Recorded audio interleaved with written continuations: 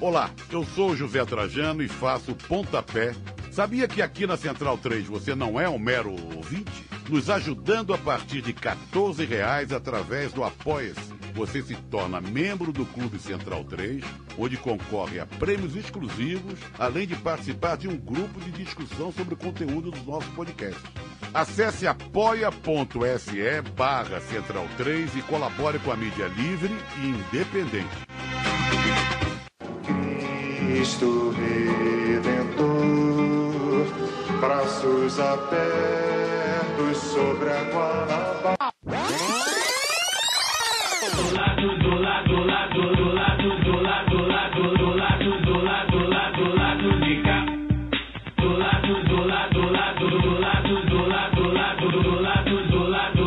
Olá, ouvintes da Central 3. Hoje é quinta-feira, 12 de novembro de 2020. Meu nome é Alcísio Canete e sejam bem-vindos ao episódio 174 do Lado B do Rio. Estou aqui no estúdio, ouça a nossa live de apuração domingo no YouTube às 18 horas, caro ouvinte, acompanhado dos painelistas, novamente sem Fagner Torres, que segue aí resolvendo probleminhas. Olá, Caio Belandi. Bom momento a todos. Fazer aí esse registro mais a fundo, né?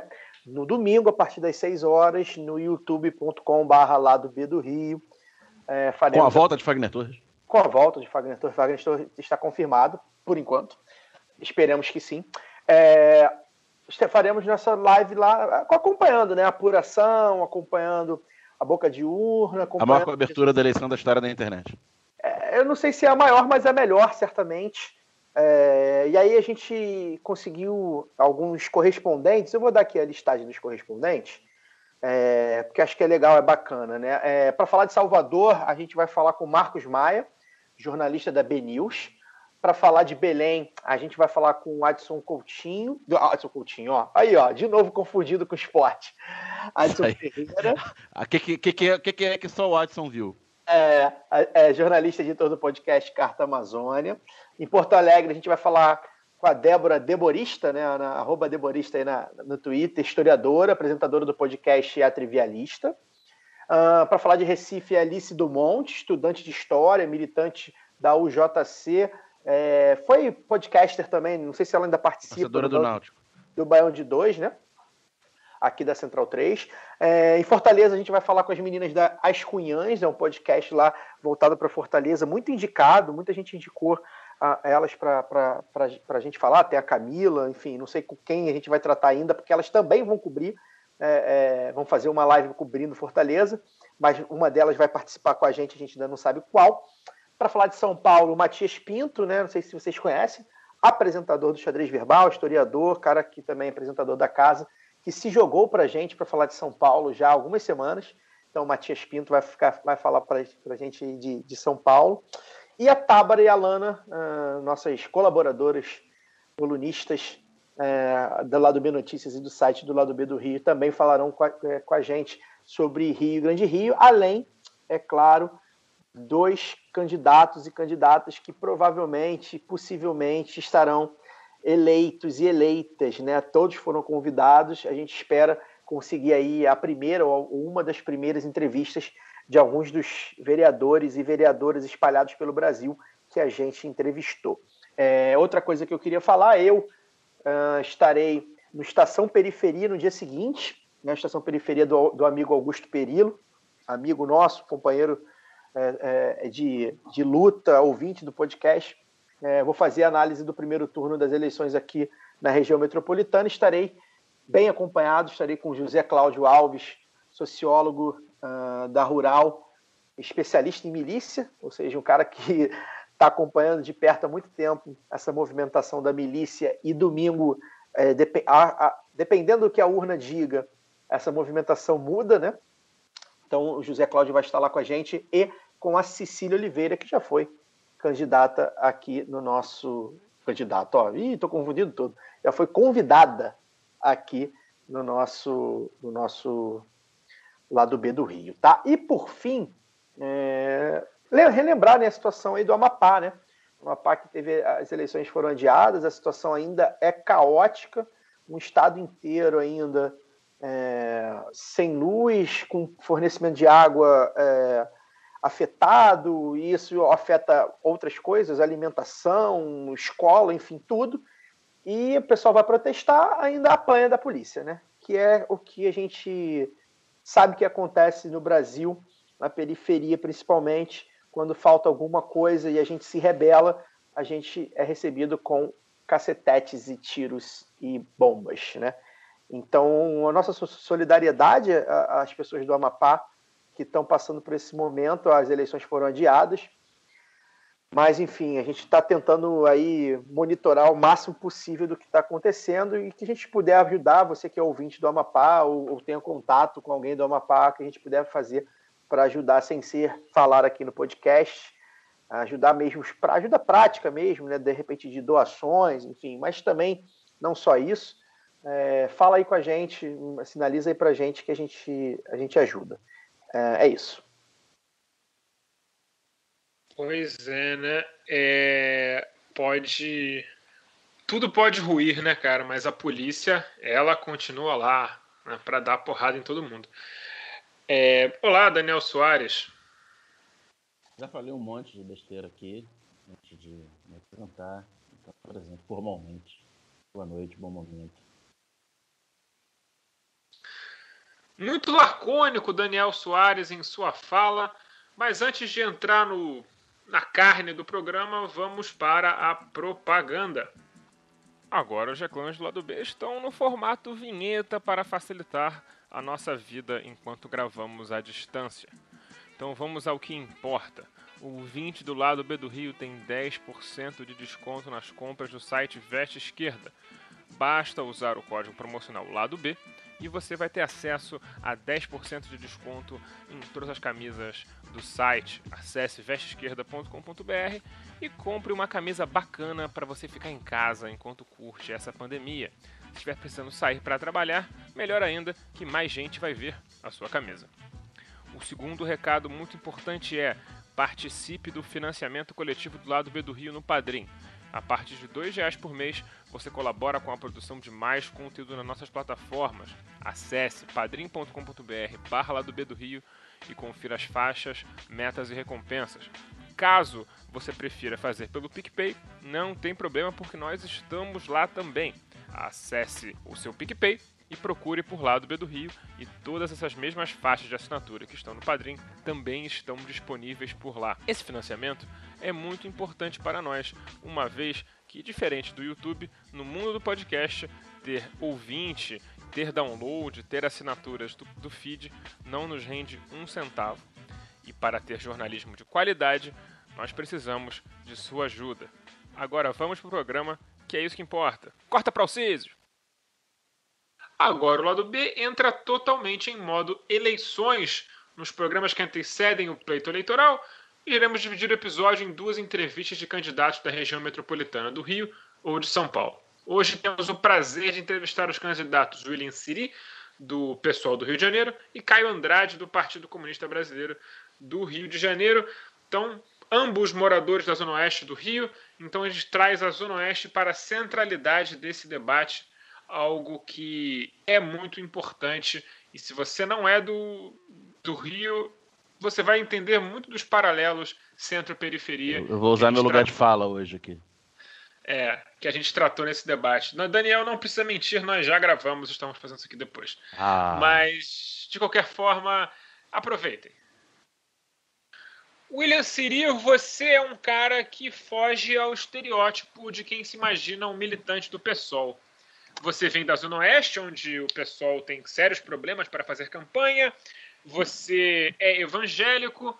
Como é que você foi parar na esquerda, rapaz? Cara, primeiro, enfim, obrigado aí pelo convite. Bom dia, boa tarde ou boa noite aí para quem está nos ouvindo. Meu irmão, vou lhe falar uma coisa, cara. Eu fui parar na esquerda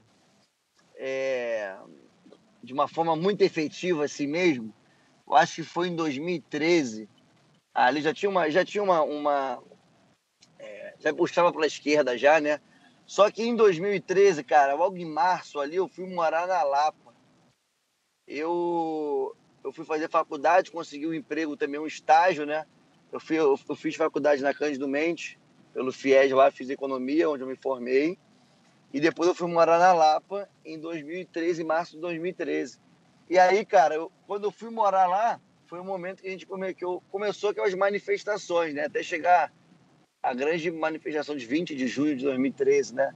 Mas antes daquilo rolou várias outras. E ali eu fui tendo, né, de alguma forma, um convívio muito maior. E ali eu fui decidindo minha vida, meu campo político, né? Eu já atendia para isso mesmo, dentro da escola e tudo mais. Mas a minha estrutura dentro da igreja nunca foi essa, a questão política nunca foi mais à esquerda. Mas eu acho que bons professores na escola, isso influenciou muito. Mas aonde eu tomei a decisão para caminhar, né, no campo progressista, na esquerda mesmo, foi ali em 2013. Eu comecei a estudar e perceber que esse era o meu caminho, entendeu? Mas é difícil, cara. Eu vou te falar, no comecito disse aí que em relação a fazer campanha, sendo evangélico, fazer campanha pelo pessoal na Zona Oeste, não é fácil não, meu irmão.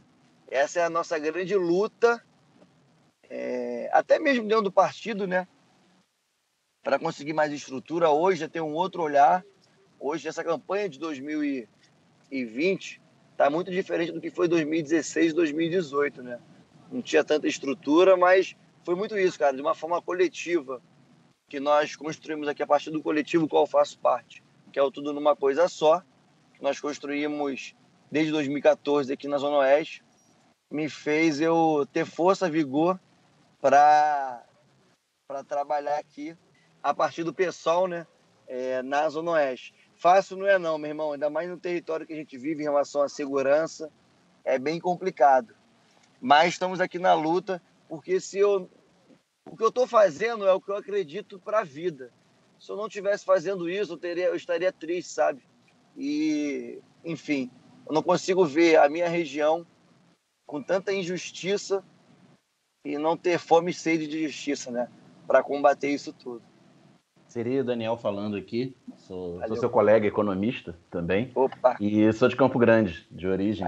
Tem 10 anos que eu não moro mais em Campo Grande, mas nascido e criado Maneiro. em Campo Grande. E... Pô, então tu vai votar em mim, né? Campo Grande, como já falei, já mencionei aqui no programa, já mencionei no Notícias, Campo Grande tem uma lógica própria de cidade, né, de centro-periferia. Um centro que concentra os serviços, né, o comércio e as habitações de classe média, digamos assim, né, o transporte para o centro da cidade, as linhas para o centro, a estação de trem, e uma periferia empobrecida,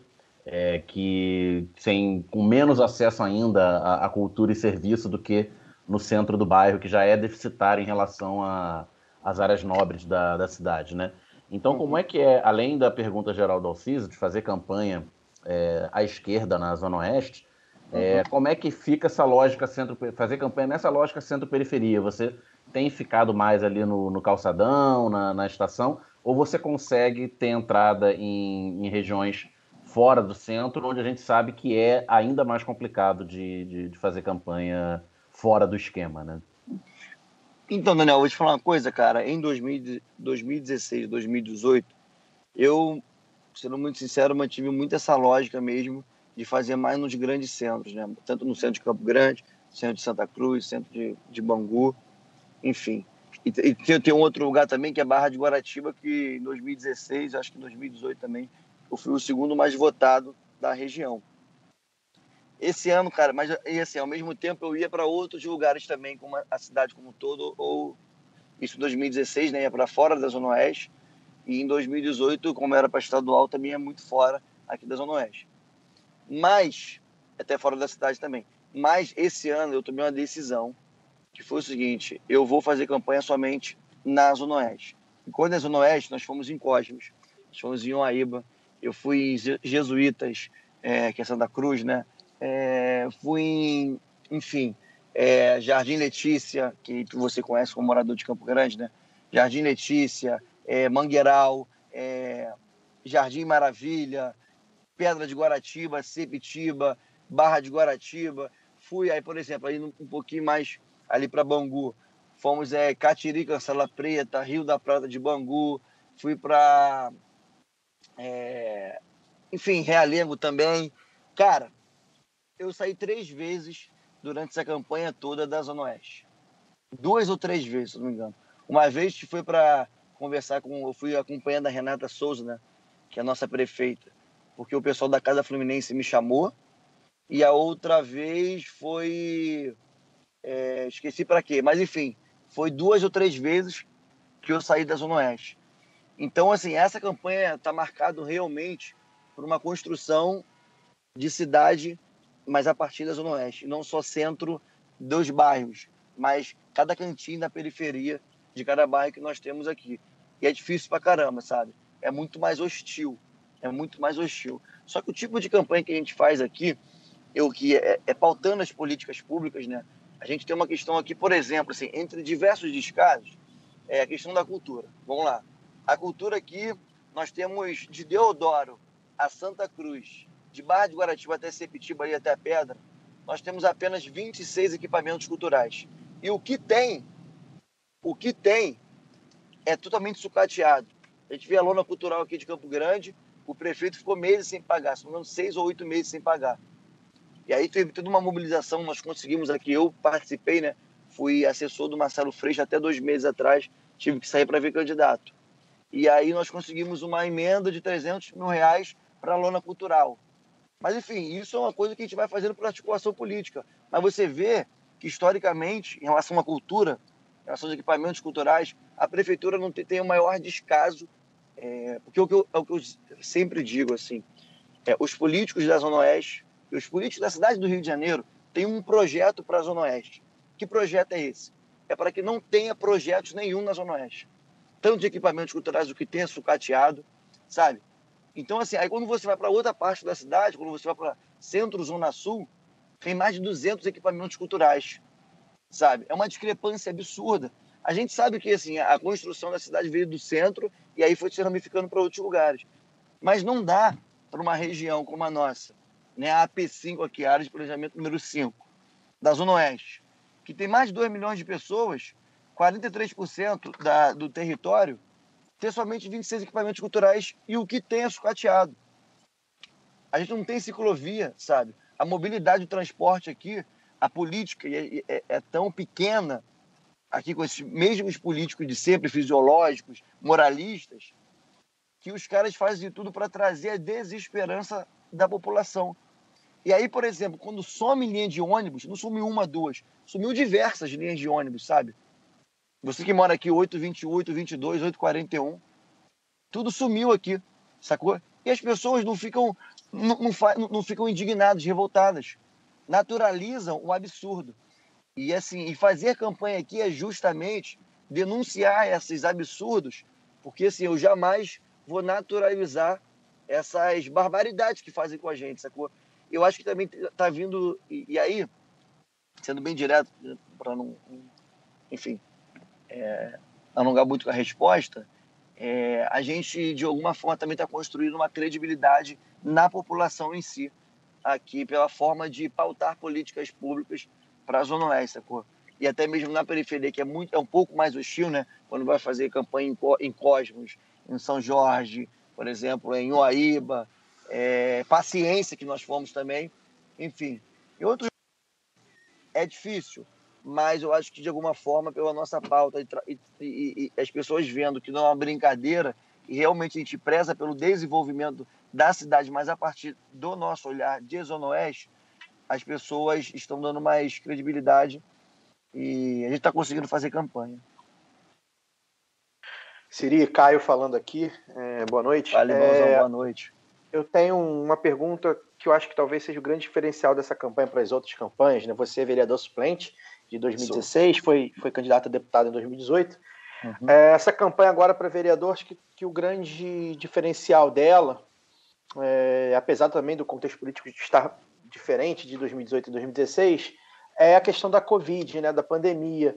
E a gente leu muito, principalmente no começo da pandemia, né, os casos pipocando, que o número de casos e o número de mortes na Zona Oeste, mais especificamente até em Campo Grande mesmo, nos mais altos do Rio, com índices absurdos e tal. Eu queria que você falasse para a gente o que você viu aí de pandemia, de como é que foi, como é que o Estado fez, ou no caso não fez, para conter, como é que foi a reação das pessoas.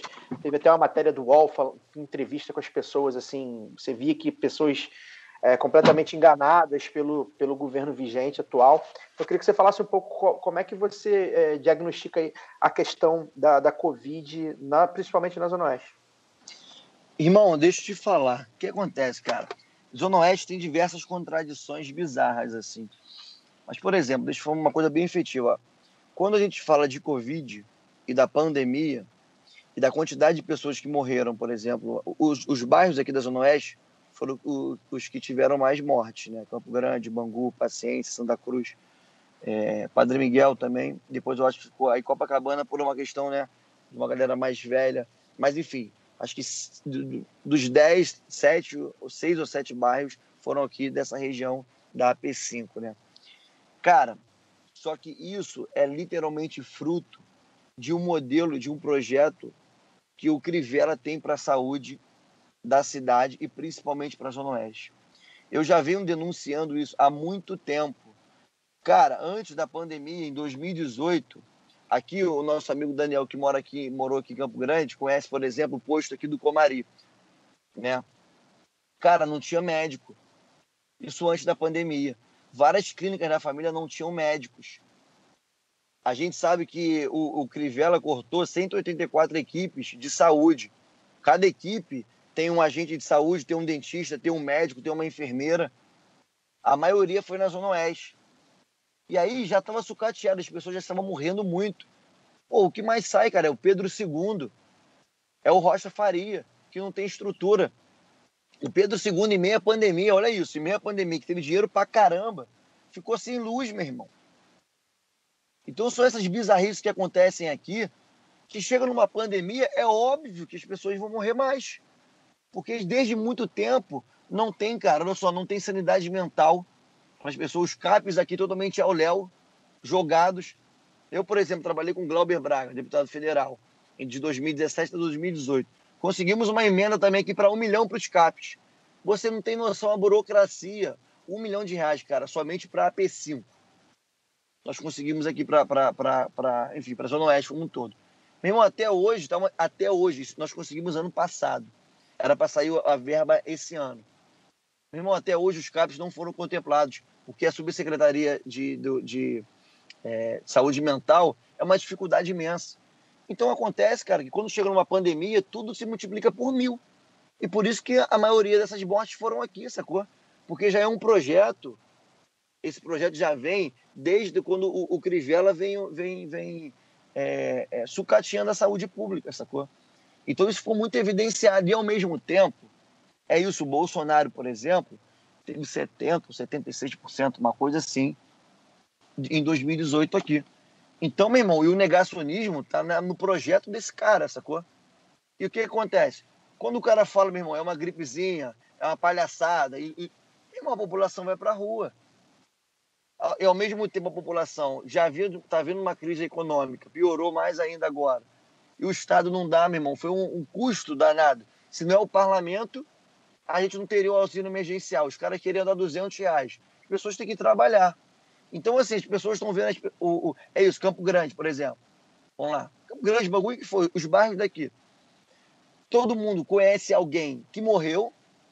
E, pô, meu irmão, todo mundo, de alguma forma, naquele começo ali, né? Pô, preciso aqui cuidar da minha família, dos meus amigos. Só que, meu irmão, olha quanto tempo demorou o auxílio. Olha quanto tempo demorou o tempo de resposta da prefeitura, do governo do estado, ao mesmo tempo o governo do estado, o safado do Wilson Witzel, o moralista do caramba, que todo mundo votou nele aqui também. A galera depositou sua confiança. E aí o cara é um safado, um corrupto, que o Bolsonaro colocou ele lá. Enfim, então são essas contradições da vida que a população, ao mesmo tempo que está vendo o amigo, a família morrer, quer ir para a rua, meu irmão, porque o trabalho informal aqui é gigante. O comércio aqui é muito forte. É isso, o Daniel falou, a lógica daqui, por exemplo, de Campo Grande, não só de Campo Grande, hoje eu estava em Santa Cruz fazendo campanha. Ontem eu estava em Bangu. Meu irmão, a lógica desses bairros é como se fosse uma cidade, pô. Campo Grande é maior do que várias cidades do Brasil. Bangu também, Santa Cruz, maior do que várias cidades do Brasil. Então são lógicas que a gente se identifica muito aqui, né? Quem mora em Campo Grande, Bangu, Santa Cruz, Realengo, Padre Miguel, Guaratiba, que é uma área mais rural, sabe? Mas assim, a gente se identifica aqui, porque tem descasos que são transversais por todo mundo. Mas é muito triste, cara. E isso é um projeto, é que eu falo, é um projeto de cidade para a Zona Oeste, desses políticos têm, para que não tenha projetos. Porque aí quem faz? Aí eu falo como evangélico. Meu irmão, o Estado não está fazendo, quem vai fazer? As igrejas. E aí, meu irmão, sacou? Porque a igreja é necessária pra caramba em vários casos, pô. Porque os caras vão lá, acolhem e tudo mais. Mas também tem um projeto, algumas delas. A gente não pode generalizar os evangélicos também, sacou? Mas que tem um grupo que se utiliza da fé das pessoas, isso é inegável. Também não vou tapar o sol com a paneira. Enfim, não sou com a peneira. E aí, meu irmão, essa é a grande luta, que são as contradições da vida, sacou? São contradições que só acontecem quem mora na Zona Oeste. Mas, enfim, acabei te falando em vários temas, mas tudo isso na centralidade da pandemia, sabe? Da quantidade de pessoas que morreram e as contradições que nós temos aqui, sacou? Por isso que a nossa campanha, a gente pauta muito a Zona Oeste com essa perspectiva a partir daqui do desenvolvimento, né, da cidade a partir da Zona Oeste, para que, meu irmão, é uma desigualdade muito grande, pô, que nós vivemos. Aqui em Campo Grande, por exemplo, temos pessoas milionárias e temos pessoas na extrema pobreza. Aqui no centro de Campo Grande tem pessoas milionárias e a 6, 7 quilômetros daqui que está o Jardim Maravilha, tem pessoas que todo ano aparece porque chove, alaga, as pessoas perdem várias paradas das suas casas. E todo mundo sabe que isso sempre vai acontecer. E, infelizmente, quando tiver uma chuva forte em janeiro, sabe o que vai acontecer no Jardim Maravilha? E outros lugares também. É porque Jardim Maravilha acaba ficando muito evidenciado, né? Enfim, na mídia. Que alaga tudo e é casa que não acaba mais. Gente pra caramba. Eu tava lá semana passada também. Aí você conversa com as pessoas, cara, não tem uma pessoa com esperança. Aí eu pergunto, cara, mas vem cá, o que você acha que a gente pode desenvolver aqui em Jardim Maravilha? Que a gente faz um trabalho lá, tem uns 3, 4 anos já, a partir do coletivo Tudo Numa Coisa Só, que eu faço parte. Cara, ninguém tem esperança, pô. Ah, isso aqui é largado, nunca vai mudar.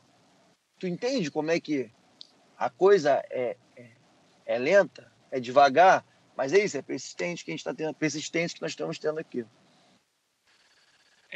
William, você comentou aí sobre essa questão do ser evangélico, e aí fica a curiosidade, né? Como é que é fazer campanha dentro do meio evangélico com mensagem de esquerda? Você tem recepção, tem pastores que abrem a igreja? Como é que funciona essa dinâmica? Porque a gente sabe que, por exemplo, pessoal na direita né, tem foto na pregação e tudo às vezes, dependendo do lugar. Então, como é que é essa dinâmica com você? Cara, subir em púlpito para pedir voto, eu não faço isso. Isso está bem estabelecido na minha cabeça. Tem vários pastores que me apoiam, porque eu nasci no evangelho, sabe? Eu levo... Aí uma questão mais minha. O evangelho é o caminho qual eu encontro, o evangelho de Cristo, do amor, de sede, fome e sede de justiça, ver uma injustiça e combatê-la, sacou? Como eu faço aqui diariamente, espiritualmente dizendo, é o meu sentido de vida, sabe? E eu aprendo muita coisa com Jesus, cara, na forma de criticar. Eu vejo, por exemplo, os grandes falsos profetas, os moralistas da vida, essa galera que são os grandes religiosos. Jesus, cara, por exemplo, tratava o povo de uma forma, com amor. Mas quando Jesus se irava, a ira dele via contra quem? Contra os falsos profetas, contra os religiosos da sua época. Não muda muita coisa agora. Por isso que não pode generalizar os evangélicos. Porque o povo que está ali de fé, meu irmão, trabalhando, ajudando muito um ao outro, tem realmente essa concepção de amar o próximo e doar sua vida em servir ao próximo, sacou? Só que, meu irmão, tem os filhos da mãe da vida, sabe? Os falsos moralistas, os falsos profetas, tem os grandes religiosos que vão utilizar dessa coisa genuína para manipular, para enriquecer, para ter poder, projeto de poder. E isso é muito transparente, sacou? Eu não uso da minha religião para ganhar votos, mas é uma coisa que está entranhada dentro de mim, sabe? É uma coisa que faz parte da minha vida, é o sentido da minha vida também. Entende? Então, assim, dentro do meio evangélico, as pessoas sabem desde que... É isso, minha família, todo mundo é evangélico. Sabe, meus pais, meu pai é ministro de louvor. Então, assim, eu agradeço muito e sou fruto, até mesmo minha visão de mundo, eu sou fruto do meio evangélico, sacou? Só que, meu irmão, a gente também vai tendo consciência, algumas coisas a gente vai vendo que o que vai acontecendo não tem nada a ver com o evangelho de Cristo, qual eu acredito, mas sim com um projeto de poder, assim como na época de Jesus tinha, né, os grandes religiosos lá, sacou, que dominavam, né, tinha o monopólio de Deus, e Jesus via, meu irmão, e se irava contra esses caras. E com o povo era diálogo, sabe? Era carinho, era empatia, era compaixão, era misericórdia, era ampliação de consciência, sabe? Então é um pouco dessa... É assim que eu vou agindo e essa é a minha conduta, sacou? Você faz sua campanha, né? Você falou essa entrada na Zona Oeste e levando para a campanha os temas do dia a dia da população, né? Do transporte, acesso à cultura, acesso à saúde. Como que você vê a atuação de um vereador na municipal do Rio de Janeiro? Infelizmente, provavelmente oposição, dizem as pesquisas, né? Como é que você vê o espaço para um vereador atuar na promoção dessas políticas públicas nos bairros da Zona Oeste? Então, meu irmão, o que acontece? Aqui, se você for pegar o vereador de Sepitiba a Santa Cruz, passando por Cosmos, Paciência, Campo Grande, Bangu, Padre Miguel, Realengo, Ilha de Guaratiba, enfim, não tem diferença nenhuma de projeto. Se você olhar, é isso, se você, da ponta a ponta, da Zona Oeste, que eu estou falando aqui, eu estou trabalhando e representando, né, tentando representar de alguma forma, coletivamente, ou é a galera que é o falso moralista, né, que está ali em nome de Deus, e é um safado, que não tem nada, enfim, do que eu acredito como evangelho, sabe qual é? Ou é a galera do curral eleitoral. É aquele maluco que, meu irmão, pega dentro de Campo Grande, fica ali só no Jardim Letícia, Bairro Amanda e tudo mais, fica numa parte, vai fazer tudo ali para ter 15, 20 mil votos e ser eleito, e problema o resto da Zona Oeste. Por que eu estou falando isso? Como a gente constrói um projeto de cidade a partir da gente, meu irmão, é jogar essa batata quente na mão dos vereadores da Zona Oeste, que é a maioria. Olha só, quando a gente pautar a questão da cultura, a gente for defender lá e querer um projeto um projeto de lei e propor para o desenvolvimento aqui, meu irmão, hoje em dia, graças a Deus, tem aqui, ó, podcast, tem redes sociais como um todo.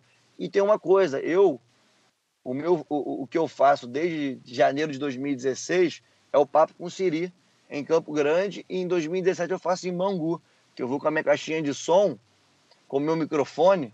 E só um parênteses aqui, né? Ontem o TRE pegou minha caixinha de som, porque eu estava fazendo uma caminhada com a Renata Souza, chegamos no final, a caixa ficou parada 5, 10 minutos, os caras foram lá e falaram que estava parada e que não poderia. Enfim, mas recuperamos hoje ela.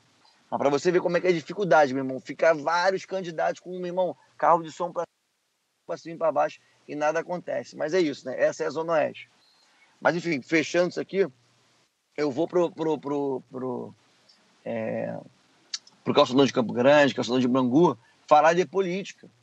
Então, é natural para mim, quando eu for, né, eleito, os projetos o qual eu for pautar para a Zona Oeste, eu vou dialogar com o povo, fazendo ao vivo, no Facebook. Só que acontece que aqui a galera vai fazendo e ninguém sabe o que está sendo votado lá. Não sabe o que é bom para a Zona Oeste. Não sabe se lá vai ter um projeto que vai ter ciclovia na Zona Oeste como um todo. A prefeitura está pautando isso, como é que nós podemos pautar? E aí é constranger também os vereadores e vereadoras locais. Peraí, como é que tu não quer investimento nas lonas culturais, por exemplo? Como é que você não quer investimento no saneamento básico para o Jardim Maravilha não ter saneamento básico, não ter esgoto? Então é isso, a gente vai ser o contraponto até mesmo em pautar políticas públicas para a Zona Oeste mas não só com uma voz, jogar peteca para eles também, sacou? Porque fica muito nesse conchavo do tipo, ó, eu sou aqui da Zona Oeste, estou aqui em Sepitiba, a Baía de Sepitiba, meu irmão, totalmente tipo, degradada, mas não, só faço um negocinho aqui na pedra, e tá tranquilo. O outro vereador lá de Santa Cruz faz tua paradinha lá e faz por você, porque você precisa ser eleito aí. Não, a gente quer pensar a Baía de Sepitiba, mas com desenvolvimento territorial na Pedra de Guaratiba, que tem uma gastronomia muito forte, então precisa ser revitalizada. A gente quer pensar Sepitiba a mesma coisa, precisa de uma revitalização ali, porque tem um calçadão imenso, e nós podemos desenvolver aquele território, isso é geração de emprego, sabe? Bem-estar para a população, pessoas podem morar ali. Ah, agora a questão das linhas de ônibus. Cara, nós temos vários vereadores, por exemplo. Ninguém chiou. Por que ninguém chiou? Porque todo mundo tá ali, ó. Tipo assim, todo mundo tem seus interesses, interesses particulares e para fazer naquela região. A gente quer jogar essa política para cima, sacou? Fácil, meu irmão, não vai ser. Não acredito que eu vou estar lá e vou transformar a Zona Oeste de um dia para a noite. Jamais falarei isso. Se eu estivesse falando isso, estaria mentindo. Mas que nós vamos começar. Porque a questão, cara, que aqui só tem esse tipo de política, pequena política. A gente vai começar a debater, a colocar na sociedade um outro tipo de política. E aí, meu irmão, quando um debate acontece, a gente vai, né, na democracia ali, levantando a bola até que aconteça o bem para a população, sacou? Espero ter te respondido, meu irmão. Siria, a minha pergunta, na verdade, é até uma pergunta para fugindo um pouco do assunto, mas estando no assunto evidente. Queria que você falasse como para muita gente de fora, e muita gente que não acompanha o partido de dentro, de perto, né? O PSOL, ele tem uma formação muito classe média Zona Sul, né? A gente costuma brincar pelas votações que o Freixo faz nas Laranjeiras, que o pessoal faz ali no Largo do Machado, no Flamengo, né? O Freixo Ingrado, né? República, como é que é? De Laranjeiras. República de São Salvador. Isso. Essa impressão, ela não é só uma impressão, ela tem fundo, real, né? É real. É real. E eu queria que você falasse um pouco sobre isso, né? Como a formação do pessoal passou batido na questão da formação de bases e movimentos sociais, ainda que movimentos sociais depois aderiram ao partido, mas enfim, não é um partido com chão de fábrica, digamos assim, que o partido de esquerda anterior ao pessoal mais notável no Rio, que era o PT, tinha, né, e ainda preserva em alguns lugares. O pessoal meio que pulou essa etapa, né, já se surgiu como um partido basicamente da academia, dos intelectuais, dos artistas e tal. Ao mesmo tempo que você tem votações expressivas, eu considero votações expressivas nos últimos anos, tentando levar o partido para a Zona Oeste, que o partido não consegue entrar, entre outras questões, além dessa questão que eu falei, da formação, entre outras questões, por causa da questão da milícia, né? O português, claro, Marcelo Freixo, principalmente, mas própria Marielle e agora Talíria, enfim, né? É um partido que as pessoas jamais vão deixar entrar em alguns lugares mesmo. Então eu queria que você falasse como né, ser um psolista da Zona Oeste e chamar a Zona Oeste enquanto demanda para você, né? Você tem orgulho de falar da Zona Oeste, quer fazer política para a Zona Oeste. Como é que é isso? Externamente, né? Mas principalmente internamente. Como é que é chegar lá na São Salvador, né? E não ser tão conhecido assim, digamos assim. Cara, é difícil pra caramba, vou ser muito sério contigo. Assim, foi uma escolha que eu fiz, não me arrependo, e é isso mesmo. Mas, por exemplo, assim, a quantidade de pessoas que falam assim, ó, você é muito bom, meu irmão, mas você tá no partido errado. Mas eu tô falando 10, 20, é muita gente mesmo. Isso nas redes sociais, pessoalmente. Por exemplo, eu faço jiu-jitsu. Aí ontem eu fui lá na minha academia, tô parado, enfim, mas uma galera já voltou. Aí fui lá pedir voto, né? Aí o professor parou lá pra eu falar um pouquinho. Aí jiu-jitsu é isso, meu irmão. Tem uma galera que é polícia, ainda mais aqui polícia e tudo mais, militar e tal. A maior galera gosta de mim, mas assim, fala claramente, meu irmão, eu só não voto em você por conta do pessoal. E é uma parada que, mesmo aos poucos, a gente vai quebrando. Uma galera, por exemplo, que não votou em mim em 2018, por quando o PSOL viu a continuidade do trabalho, e é policial militar, é policial civil, já declarou e pegou o papelzinho para levar para casa para votar. Então é isso, assim, a construção do partido é essa que você falou, não tem muito o que acrescentar, é de classe média mesmo, veio da zona sul do centro, acadêmica, mas eu acho que aos poucos está ampliando, sacou? Você vê o Boulos está fazendo em São Paulo, meu irmão, é revolucionário. O cara passou o cavalo paraguaio lá do russomano, entendeu? Tá em segundo lugar e, meu irmão, vai dar um trabalho pro Covas. E não é uma impossibilidade de ele ganhar, sabe? E, meu irmão, da onde o Boulos veio? O cara veio, meu irmão, da rataria mesmo, lá da galera sem teto. Enfim, então eu acho que é um processo também, cara. Eu aprendo com as pessoas que eu venho trabalhando, que eu venho observando. Eu aprendo também com as pessoas e até mesmo com a minha vida, assim, tipo, desde 2014, são 6 anos que eu tô aí trabalhando, enfim, né, politicamente, pautando políticas públicas, estando no PSOL, tem 5 anos, eu entrei em 2015, e é difícil. Internamente no partido também, eu acho que aos poucos, por ter trabalhado com o Glauber e por ter trabalhado com o Freixo, né, como assessor direto lá, as pessoas vão conhecendo um pouquinho, né? Tipo, tem um moleque lá aí na Zona Oeste fazendo política pelo PSOL e tal, tá fazendo barulho. Mas aos poucos a gente também vai tendo respeito dessas pessoas, né? Ontem mesmo eu fiz uma live, eu chamei a live para Vitória. Foi uma live com 4 pessoas, cada um ficou 15 minutinhos, né? No Instagram. E aí começou a Renatinha, depois foi o Glauber, depois foi o pastor Henrique Vieira e fechou com o Freixo. E os 4 tiveram uma fala que hoje eu fico muito feliz, que isso foi uma construção não minha, mas coletiva. Os 4 falando da necessidade de ter um representante eleito pela Zona Oeste, sabe? E todo mundo, o Glauber, enfim, os 4 falaram assim, é importante, não só para quem mora na Zona Oeste, essa construção de base que você tem, então, enfim, falando de mim, né, a construção de base e principalmente coletiva, até quem está fora da Zona Oeste, é importante quem está fora da Zona Oeste, né, Zona Norte, Zona Sul, Centro, votar, porque é importante para a cidade, né? Porque é um contraponto num lugar que o pessoal não consegue chegar, historicamente, que está aos poucos mudando, e também para a própria democracia, né? Então, assim, eu fico muito feliz em chegar em 2020 com todo esse apoio de peso. Mas não é fácil, não. William, a gente está aí conversando já há meia hora e eu acho que esse assunto não pode deixar de estar presente numa entrevista com você. Como é a sensação de fazer campanha em área de milícia? Você falou aí por alto que é complicado, que é hostil, mas existe uma necessidade de negociação prévia? Como é lidar com um lugar onde, que é controlado por gente que jurou gente do seu partido de morte, que já provavelmente matou gente do seu partido? Como é que é essa relação altamente surreal que a gente vive? Cara, vou ser muito sincero com você. Tem uma parada que, primeiro, parte muito da minha vida, como eu falei antes. Tem uma questão muito de fé, assim, primeiro. Meu irmão, seja o que Deus quiser. A gente não fala diretamente, a gente pauta um desenvolvimento, pauta políticas aqui, porque aqui falta basicamente tudo, sabe? As pessoas sofrem muito, mano.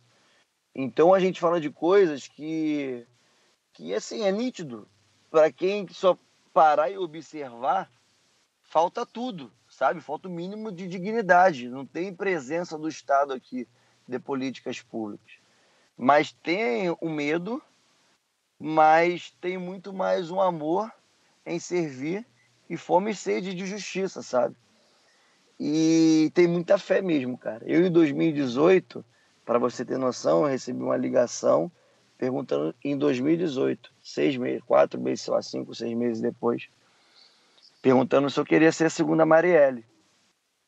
Isso, eu estava em plena campanha de 2018, parou minha campanha durante uma semana. Eu nunca expus isso, é a primeira vez que eu falo isso aqui. Falo em alguma rede social. Nunca falei isso. Que eu me lembro. Posso ter falado, mas possivelmente não. Eu nunca falei. Me perguntaram, me ligaram, meu irmão, não sei o que e tudo mais. Aí foi debochando, perguntou, tu quer ser a segunda Marielle? Minha mãe hoje, por exemplo, minha mãe tem uma doença que é chamada psoríase desde aquele dia, porque foi uma crise de estresse. São certas coisas que a gente passa que, meu irmão, a primeira é minha fé em Deus e a segunda é a minha família e, ao mesmo tempo, também é o coletivo, sacou? É o coletivo do qual eu faço parte, que, meu irmão, todo mundo junto. Porque isso, sozinho eu não vou chegar a lugar nenhum. Não é fácil. Relatei umas paradas para vocês aqui que eu nunca falei para ninguém em rede social. Falei, enfim, mas né, em off, privado. Mas é complicado pra caramba demais, mano. É muito complicado. Mas é desse jeito, meu irmão. Seja o que Deus quiser, é vocação, é dom. Mas também não dou mole, né, meu irmão? Assim, tem que ter discernimento, sabedoria, sabe? Não é também a Deus dará, não. Mas é complicado, sendo muito sincero, é complicado mesmo. Mas assim, desculpa, Daniel, só para fazer um... É porque eu pergunto isso porque a perspectiva de serviços chegarem à Zona Oeste é ruim para o mercado da milícia, né? Então, assim, existe um interesse para que tudo continue aos cacos, né? Então, digamos, William seria eleito e você consegue, sei lá, fazer uma obra de iluminação maneira no bairro aí. O pessoal vai ficar puto com você, que tá melhorando o bairro. Mas é isso, cara. Mas assim, a gente pauta políticas públicas, sabe? Isso é uma verdade. Não tenho muito que te responder, porque você já coloca a pergunta, mas de alguma forma respondendo, sacou? Só que são coisas, cara, que assim, são contradições, é aí que eu falo. Aqui, o Daniel mora aqui. Foi o Daniel que falou comigo? Não lembro. Enfim, mas o Daniel falou aqui, morei. Então, morou aqui. Ele sabe, meu irmão, o Daniel sabe as contradições que o nosso bairro vive, sacou? E tem muita gente boa. Olha só, eu sou fruto de, meu irmão, eu tive o mínimo do mínimo necessário. Minha mãe é dona de casa, meu pai é comerciário, sabe? Trabalha no comércio e tudo mais. Enfim, minha mãe, eu trabalhei no colégio público, estudei no colégio público, no colégio Amazonas, Daniel deve conhecer. Na 6ª, 7ª, 8ª série, depois no 1º, 2º, 3º ano, estudei no colégio privado. Minha mãe trabalhando, todo o salário dela ia para pagar meu colégio. Por que eu estou falando isso? Tem uma galera na Zona Oeste que é muito potente, meu irmão. E está começando a questionar isso. Entendeu? Porque para quem está fora da Zona Oeste, pensa que, meu irmão, é uma coisa só. Realengo e Santa Cruz é uma parada só. Campo Grande e Bangu é um bagulho só. Não é, irmão. Essa que é a questão. Não é. Todo mundo se identifica como Zona Oeste, todo mundo se encontra e se observa e se entende, porém, são complexidades diferentes. E tem muita gente questionando isso. Por exemplo, o que tem, a UESO, que é muito sucateada, mas tem uma galera aqui e já começa a gerar um outro tipo de consciência. A Rural, vocês não têm noção, meu irmão, a Rural é fundamental para o desenvolvimento territorial. Aí tem o IFE, que é em Realengo, e tem as universidades particulares também, que, querendo ou não, isso vai gerando um nível de consciência nas pessoas. Então, cara, eu só estou aqui dando voz, de alguma forma, a uma galera que já percebe que, meu irmão, ama Campo Grande, ama Bangu, ama Guaratiba, seja ela Ilha, Barra, sabe? Ama seus territórios, Pedra, Sepitiba, enfim, Padre Miguel, qualquer região, e não quer sair daqui. Não quer, porque, assim, é triste, e todo mundo tem essa sensação. Um artista, uma pessoa que quer empreender, uma pessoa que tem uma vida digna, se quer se desenvolver, tem que morar no centro ou na Zona Sul. As pessoas, então, há uma juventude hoje que quer dar um basta nisso, sacou? E, de alguma forma, a gente está tentando representar essa política, sabe? Esse sentimento, entende? Mas é de uma complexidade imensa. Isso aí eu não nego e é difícil, mas é um caminho.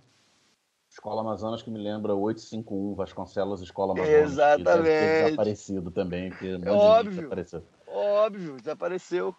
Mas você comentou aí do coletivo que você faz parte, né? Tudo numa coisa só, que você anda de galera, digamos assim, na sua campanha. Então, já se encaminhando aqui para o final da nossa entrevista, queria que você falasse do coletivo, né? Porque já é a sua terceira campanha, né? Segunda vereador, teve uma deputada estadual 2018, e você comentou bastante, né, que na parte mais pobre, né, da Zona Oeste, nas periferias dos bairros, falta tudo, falta serviço público, a falta de perspectiva é total, e os políticos tradicionais da área, né, eles vivem de fazer mediação entre a população e o Estado, né, consegue uma verbinha aqui, consegue um atendimento de saúde, coisas que deveriam ser o padrão, e a atuação do coletivo ajuda a formação política mesmo, né? Queria que você falasse sobre esse trabalho de política nas comunidades. Show. Então, meu irmão, desculpa. Então, o coletivo, cara, ele foi construído em 2014, justamente para pautar, né, essas políticas públicas. Vamos lá, nós temos 12 projetos, vou falar de alguns aqui. Nós temos um, por exemplo, que é o Era Uma Vez. O que é o Era Uma Vez? Nós, porque tem algumas pessoas que são artistas também, né, dentro do coletivo, a gente vai numa ONG, por exemplo, a NEAC aqui em Campo Grande, nós fomos uma em Senador Camará também, a gente pega uma criançada e não pega um domingo todo, a gente fala sobre a história de algum bairro na Zona Oeste, por exemplo, de Santa Cruz, que tem o Matadouro, tem lá o Palacete, tem ali os Jesuítas. A gente conta uma história, né? E aí teatral ali, enfim, faz uma peça e depois almoça e à tarde faz essa criança conhecer esses lugares. Qual o intuito disso? Para dizer para essa criançada que está aí, né, se formando, que não é só jardim botânico que tem história. Nós fizemos isso em Santa Cruz, em Bangu, né? Outra coisa também que nós temos, Zona Oeste quer saber. A gente vai para a praça pública, em diversas praças públicas, fizemos isso diversas vezes, trouxemos já o Freixo, Luciana Boatê, Glauber, Molon, e nós colocamos pessoas tanto de esquerda e também de direita ali, não extrema-direita razoável, enfim. Mas, enfim, mesmo assim, para debater em praça pública, a gente chama a comunidade, meu irmão, é isso, já foi Molon, já foi Glauber, já foi o Freixo, Luciana, o pastor Henrique Vieira, e discute o mais variados temas possíveis. E a parada é tão legal que nós temos um lema que se chama Pegar a Ideia de Transformar em Ação. E aí nós fazemos esse Zona Oeste Quer Saber, e nós fizemos um Zona Oeste Quer Saber que é o Mundo é Plural. Nós colocamos o Evanildo Santos, né, de matriz africana, colocamos um católico, colocamos um judeu e um evangélico. Um bandista, enfim. E aí, nisso nós quer saber, para mostrar para as pessoas a diversidade religiosa. Dentro desse projeto Zona Oeste Quer Saber, nasceu outro, que nós construímos a primeira caminhada pela liberdade religiosa da Zona Oeste. Isso é histórico para a gente. Nós colocamos no centro de Campo Grande quase 300 pessoas, pastores, mãe de santo, pai de santo, católicos, padres. Então, assim, isso é base, tá ali. Só que não é do dia para outro. A gente passa o ano todo e nós fizemos 3 edições. Íamos para a 4ª agora, da caminhada pela liberdade religiosa da Zona Oeste. Ia para a 4ª agora, não rolou por quê? Por conta da pandemia. Mas como é que é um processo de uma caminhada? É o ano todo, toda terça-feira, toda primeira terça-feira do mês, tem reunião em algum terreiro, em alguma igreja evangélica, em alguma igreja católica, em algum centro kardecista. Isso é trabalho de base, por exemplo. A outra coisa que nós fizemos, nós temos um projeto que é o de pré-vestibular comunitário, Esperança Garcia, que o amigo Daniel aí vai conhecer, que é lá na FEU, que fica na FEU. Aí nós fizemos um processo com 40 jovens da Zona Oeste, a maioria negros e negras, sacou? Todo mundo de colégio público e de baixa renda. 40 alunos. Se não me engano, 12 ou 14 alunos, entre eles alunos e alunas, né, passaram para a universidade pública. Então, assim, esse é o projeto que nós temos. Tem outros também, enfim. Tem de cultura, de fomentar a cultura. Nós já fizemos coisa na monocultural no Teatro Arthur Azevedo. Então, assim, é esse nosso trabalho de base. a gente entrar hoje no poder executivo, no poder legislativo, é mais um pé no, é mais é fruto de mais um projeto que nós temos a partir do coletivo, tudo numa coisa só, sabe? Por isso que é uma construção eternamente coletiva. Eu não acredito, como você disse antes, e eu falei aqui, nos políticos, que é onde falta tudo, o cara vira o Jesus, vira ali o salvador da pátria, sacou? Não dá, não existe salvador da pátria. A saída é coletiva. Entende? E é assim que a gente vai construindo, a partir sempre do amor e do servir ao próximo, sacou? Mas sempre coletiva e contra injustiças e as desigualdades que nós temos aqui na Zona Oeste. E esse é o nosso caminho, e esse é a construção do coletivo, tudo numa coisa só. William Siri não pode pedir voto, mas pode deixar aí um recado final para o nosso... Meu irmão, obrigado a vocês, muito obrigado a todo mundo que participou aí. Estou aí nessa construção, vai dar tudo certo. Enfim, meu irmão, só tenho que agradecer a vocês são grandes pra caramba. E eu estar aqui é também um presente e também representa muito para mim e para a gente do coletivo que está aqui lutando pra caramba. É difícil, mas é isso, né? Se não for difícil... não tem graça também, faz parte da vida, mas a gente está fazendo com muito amor. Obrigado a todo mundo aí, quem puder, dá uma olhadinha nas minhas redes sociais, no Instagram, William Siri, no Facebook, William Siri, no Twitter, é Siri William, tem o YouTube também, William Siri, e se tiver mais alguma coisa, procura lá o William Siri, que deve achar, e tamo junto. Obrigado aí, tá? Pela entrevista.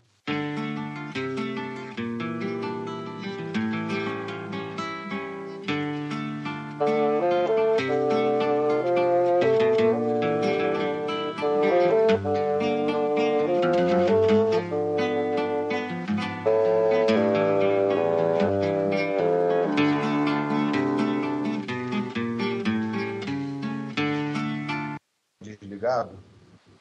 Não. O seu pode ficar aberto o tempo todo, porque você vai falar 90% do tempo, a gente vai ficar fazendo algumas perguntas, não vai ter muito... É bem roda viva mesmo, só que bom. Vamos lá. Caio Andrade, prazer ter você aqui no lado B do Rio, candidato do PCB, Partido Comunista Brasileiro aqui no Rio de Janeiro, e também é da Zona Oeste. O William tem a dificuldade de ser do PSOL e ser evangélico de esquerda. Mas como é que é ser comunista da Zona Oeste? Como é que o comunismo chegou na sua vida? Boa noite ao Ciso, demais panelistas. Primeiro eu quero agradecer o convite, participar aqui do lado B. Ouço toda semana o podcast, então para mim é um privilégio muito grande dessa vez estar aqui na condição de entrevistado. O comunismo chegou na minha vida, como diz, né, o Zé Paulo Neto, por diferentes caminhos, mas principalmente através do estudo. Na época do Orkut ainda, tinha algumas comunidades sobre Marx. Quem é desse período vai lembrar. E aí, numa dessas comunidades, eu encontrei um manifesto comunista em PDF, baixei na época a conexão de escada, fiquei lendo enquanto estava no MSN, né, mais uma tecnologia aí já ultrapassada, muita gente nem sabe o que eu estou falando, e li o Manifesto Comunista aos 15 anos de idade. Depois disso eu comecei a prestar mais atenção nas aulas de história, fiquei revoltado quando aprendi como é que foi o golpe militar de 1964, comecei a entender nas aulas de geografia a necessidade da reforma agrária, a injustiça da concentração de renda, e dessa forma eu fui cada vez mais me definindo assim por um caminho de esquerda. Na universidade, por incrível que pareça, em vez de aprofundar essa trajetória, a tendência era mais ao contrário. Existia uma influência pós-modernista muito grande no meu curso de geografia lá na UERJ. Só tinha um professor marxista, na verdade é o único que está lá até hoje, e com quem eu voltei para ser orientando lá no doutorado. Portanto, quase que eu dei uma escorregada pós-moderna aí durante a graduação. No entanto, Me mantive na militância, me mantive dentro de uma linha de estudos crítica e ingressei no PCB em 2012, que foi justamente o ano em que o partido comemorou seu aniversário de 90 anos. Como eu ingressei no partido no início de 2012, eu ainda tive a oportunidade de participar das comemorações que são realizadas no mês de março.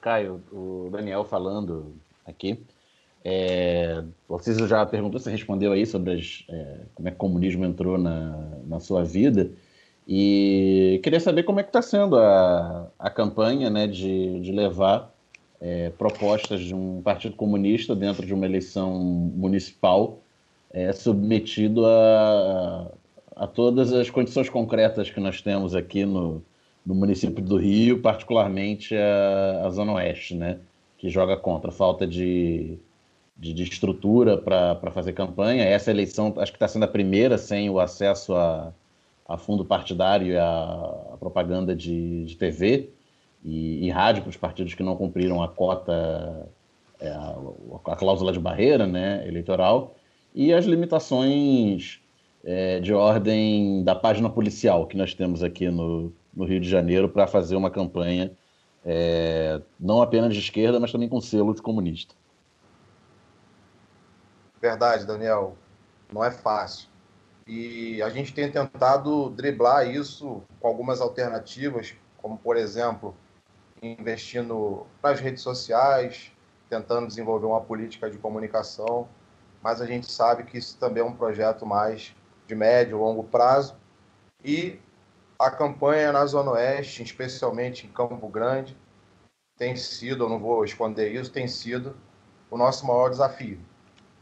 E é claro que a gente sabe que o motivo é a questão das milícias, né? A presença, o controle das milícias em Campo Grande, ele chegou a tal ponto que os moradores de rua, é isso mesmo, os moradores de rua estão sendo cobrados para dormir no centro de Campo Grande. E uma vez não pagando as taxas exigidas pelos milicianos, eles têm que procurar outro lugar para dormir. As pessoas que fazem malabarismo no sinal, vendem bala e amendoim, têm que pagar a taxa da milícia. Até um amigo meu, que não vou revelar o nome por questão de segurança, teve que fechar sua barraca de açaí, porque toda a extensão da Cesário de Melo, de Realengo até Santa Cruz, é dominada por uma determinada milícia que cobra taxas abusivas, extorsivas, e a gente sabe o risco que é não pagar isso. No caso das eleições, esse controle econômico ele passa a se apresentar de forma mais evidente também na esfera política. Então, a gente recebe, né, algumas pressões. No meu caso, não tive nenhuma ameaça direta. O que me aconteceu, efetivamente, foi um episódio que nós estávamos panfletando, foi até a primeira panfletagem, né? Nós inauguramos a campanha de rua em frente à estação ferroviária de Benjamin do Monte, que para quem sai da Central em direção a Santa Cruz é a primeira estação após Campo Grande, que fica mais próxima ali à minha casa da minha mãe, meu irmão. E ali naquela manhã, um senhor militar começou a nos ofender, nos agredir verbalmente, claramente fazendo uma provocação, né, procurando uma confusão. E aí foi um episódio bem desagradável. Ele chegou a fazer ameaças explicitamente, mas não teve nenhum desdobramento.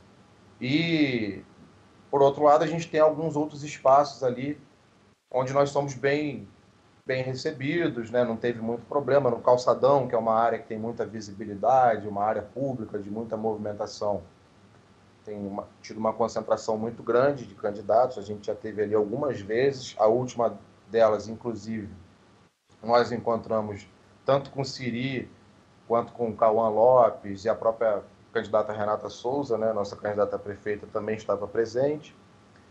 mas a gente sabe que essa é uma realidade que está para além das eleições, é uma realidade que faz parte de uma opressão cotidiana e cada vez maior dos moradores da Zona Oeste.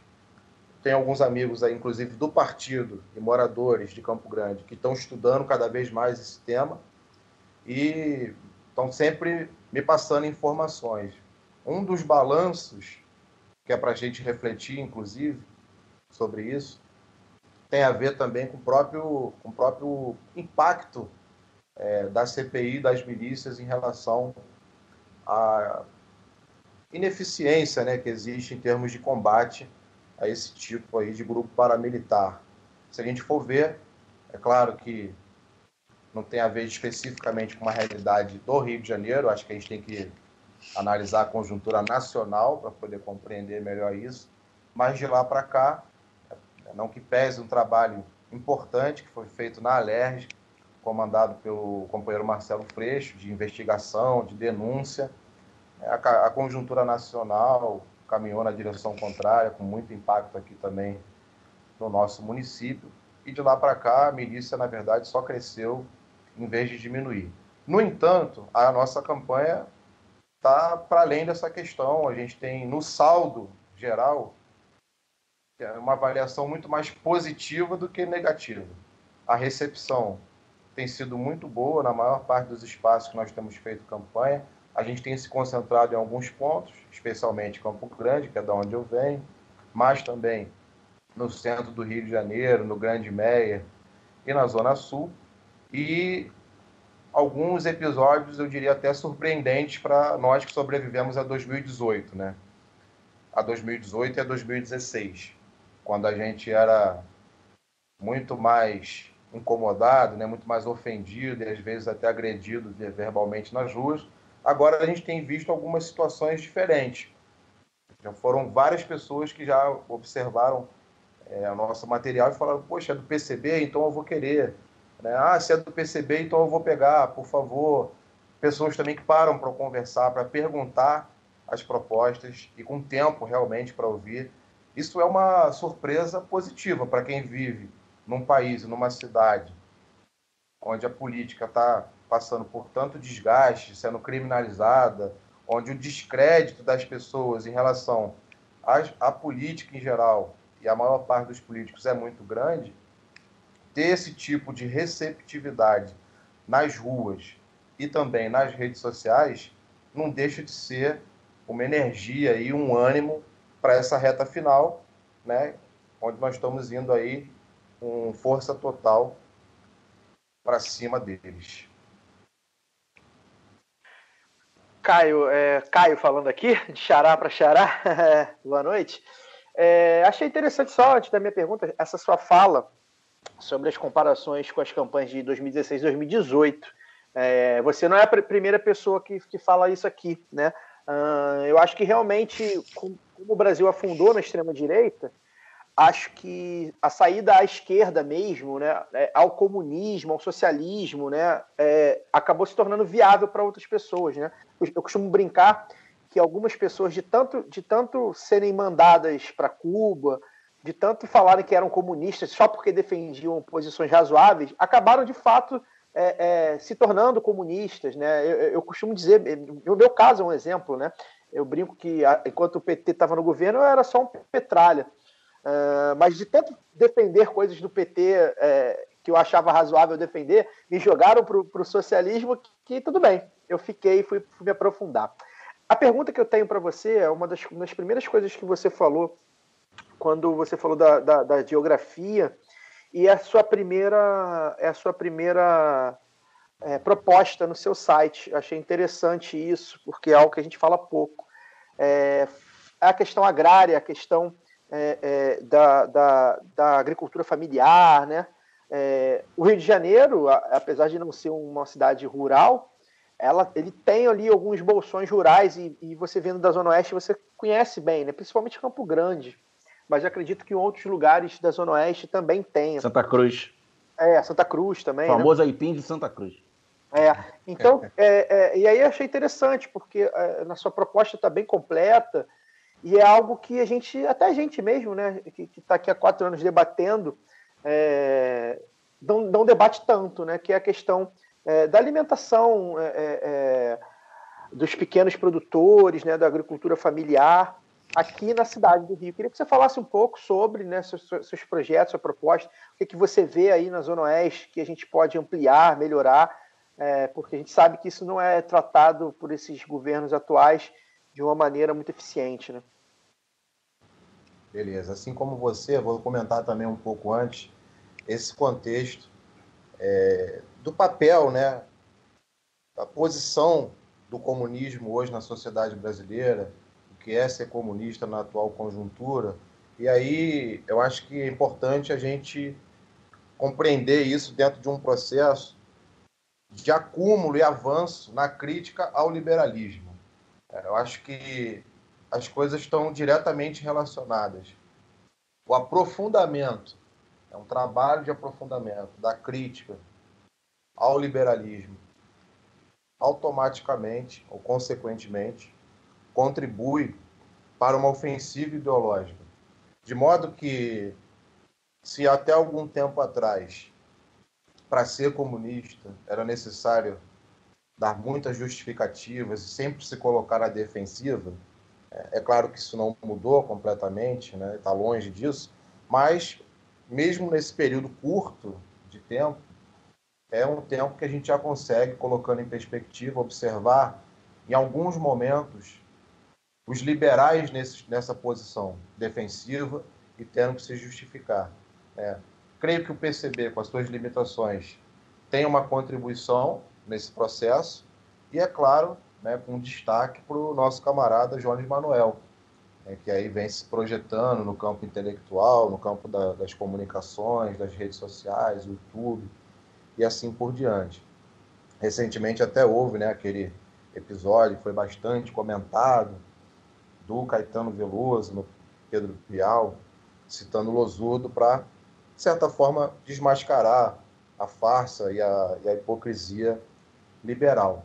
Sobre a questão agrária, eu queria também explicar, né, que se o nosso site, já acolhendo aí, né, o seu elogio, mas se o nosso site hoje está bastante completo, nós temos um programa, né, claro, eu sou suspeito para falar, mas na dúvida o pessoal pode ir lá conferir, né, caioandrade.pcb.com.br. Fica o convite aí para a galera conferir o programa completo, tem também os resumos, mas a gente chegou até essa formulação, até essa síntese, a partir de uma construção coletiva do partido.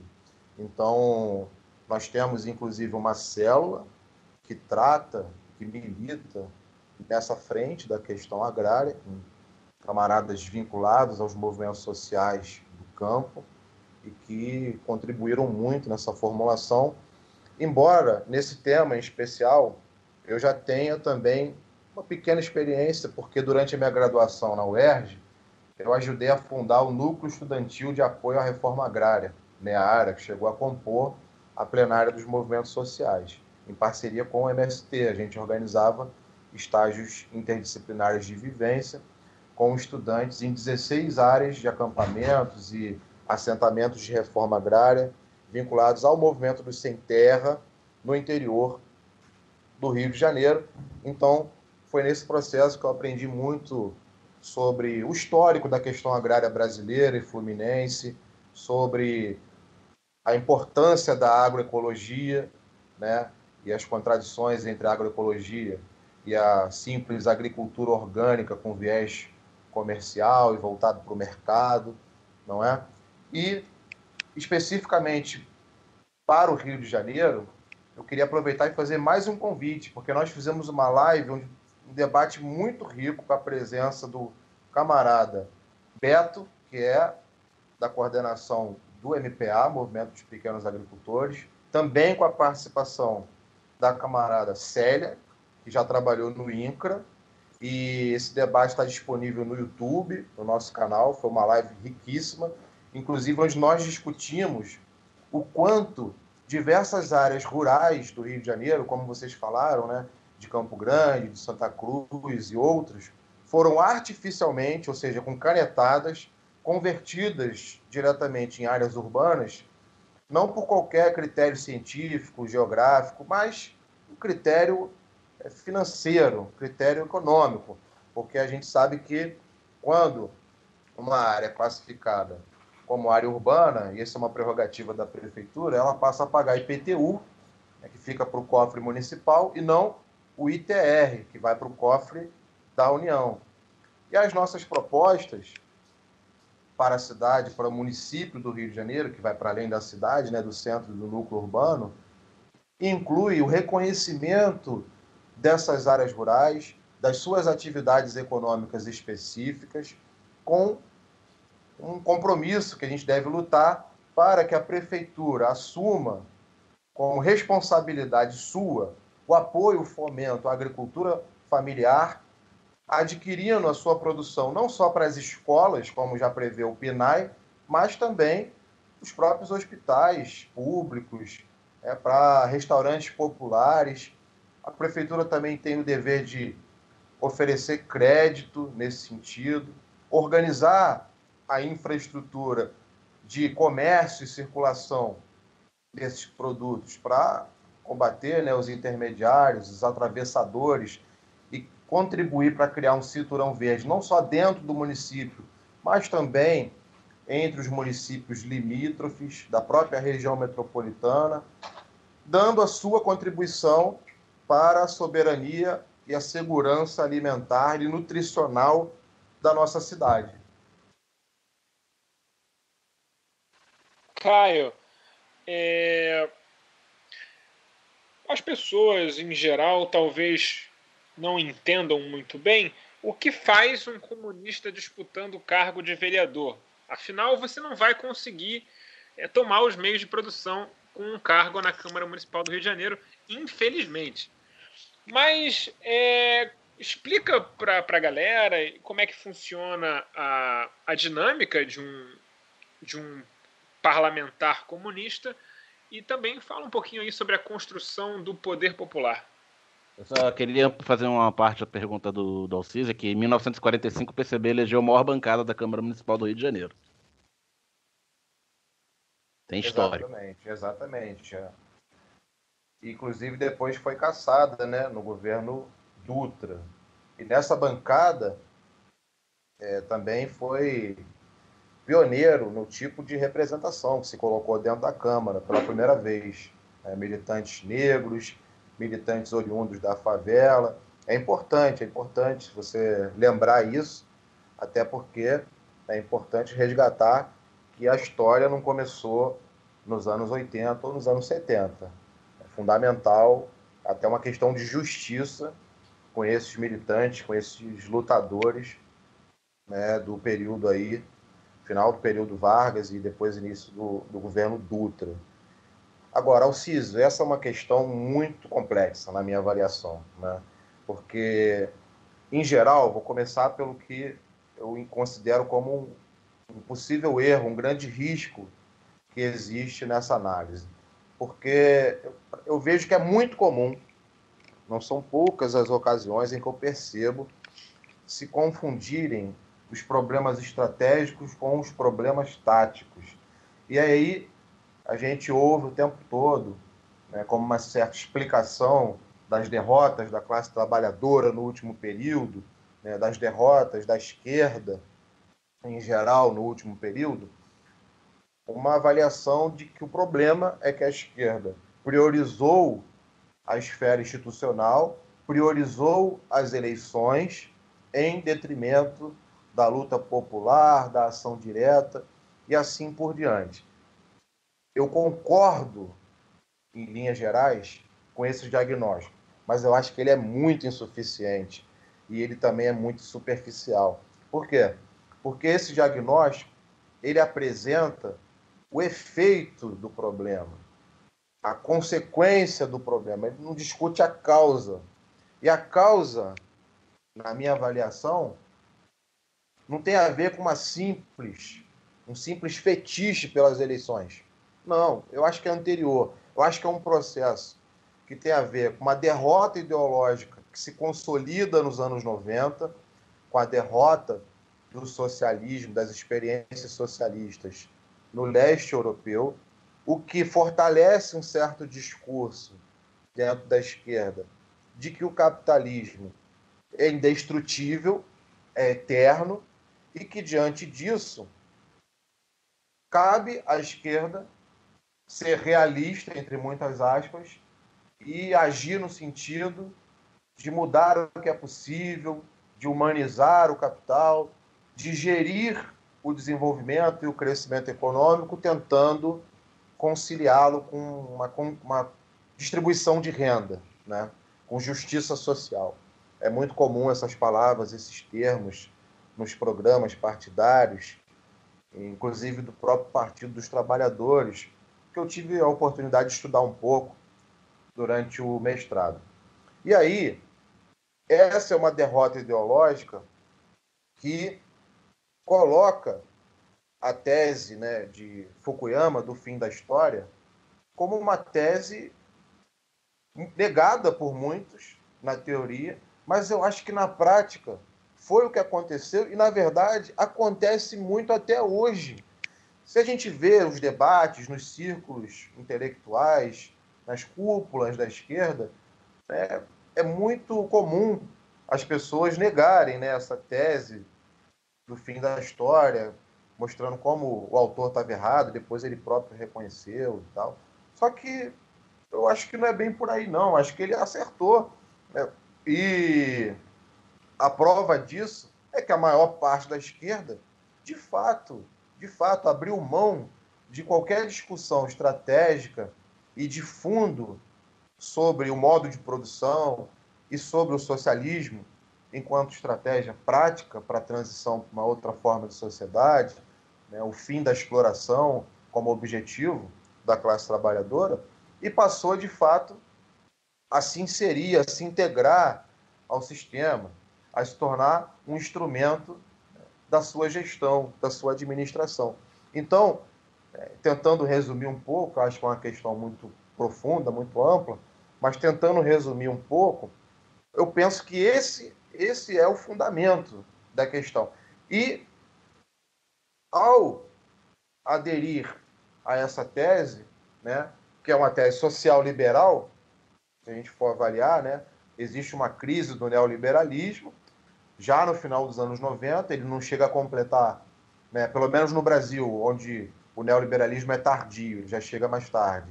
Ele não consegue completar sequer uma década sem já acumular um grande desgaste, e aí por aqui cai muito bem, cai como uma luva o social-liberalismo, que é a guinada, né, do neoliberalismo com a sua versão, né, mais light, a sua versão mais à esquerda, que combate, na verdade, não só não abraça a questão do socialismo, como o combate na prática, se torna um eficiente meio para evitá-lo, né?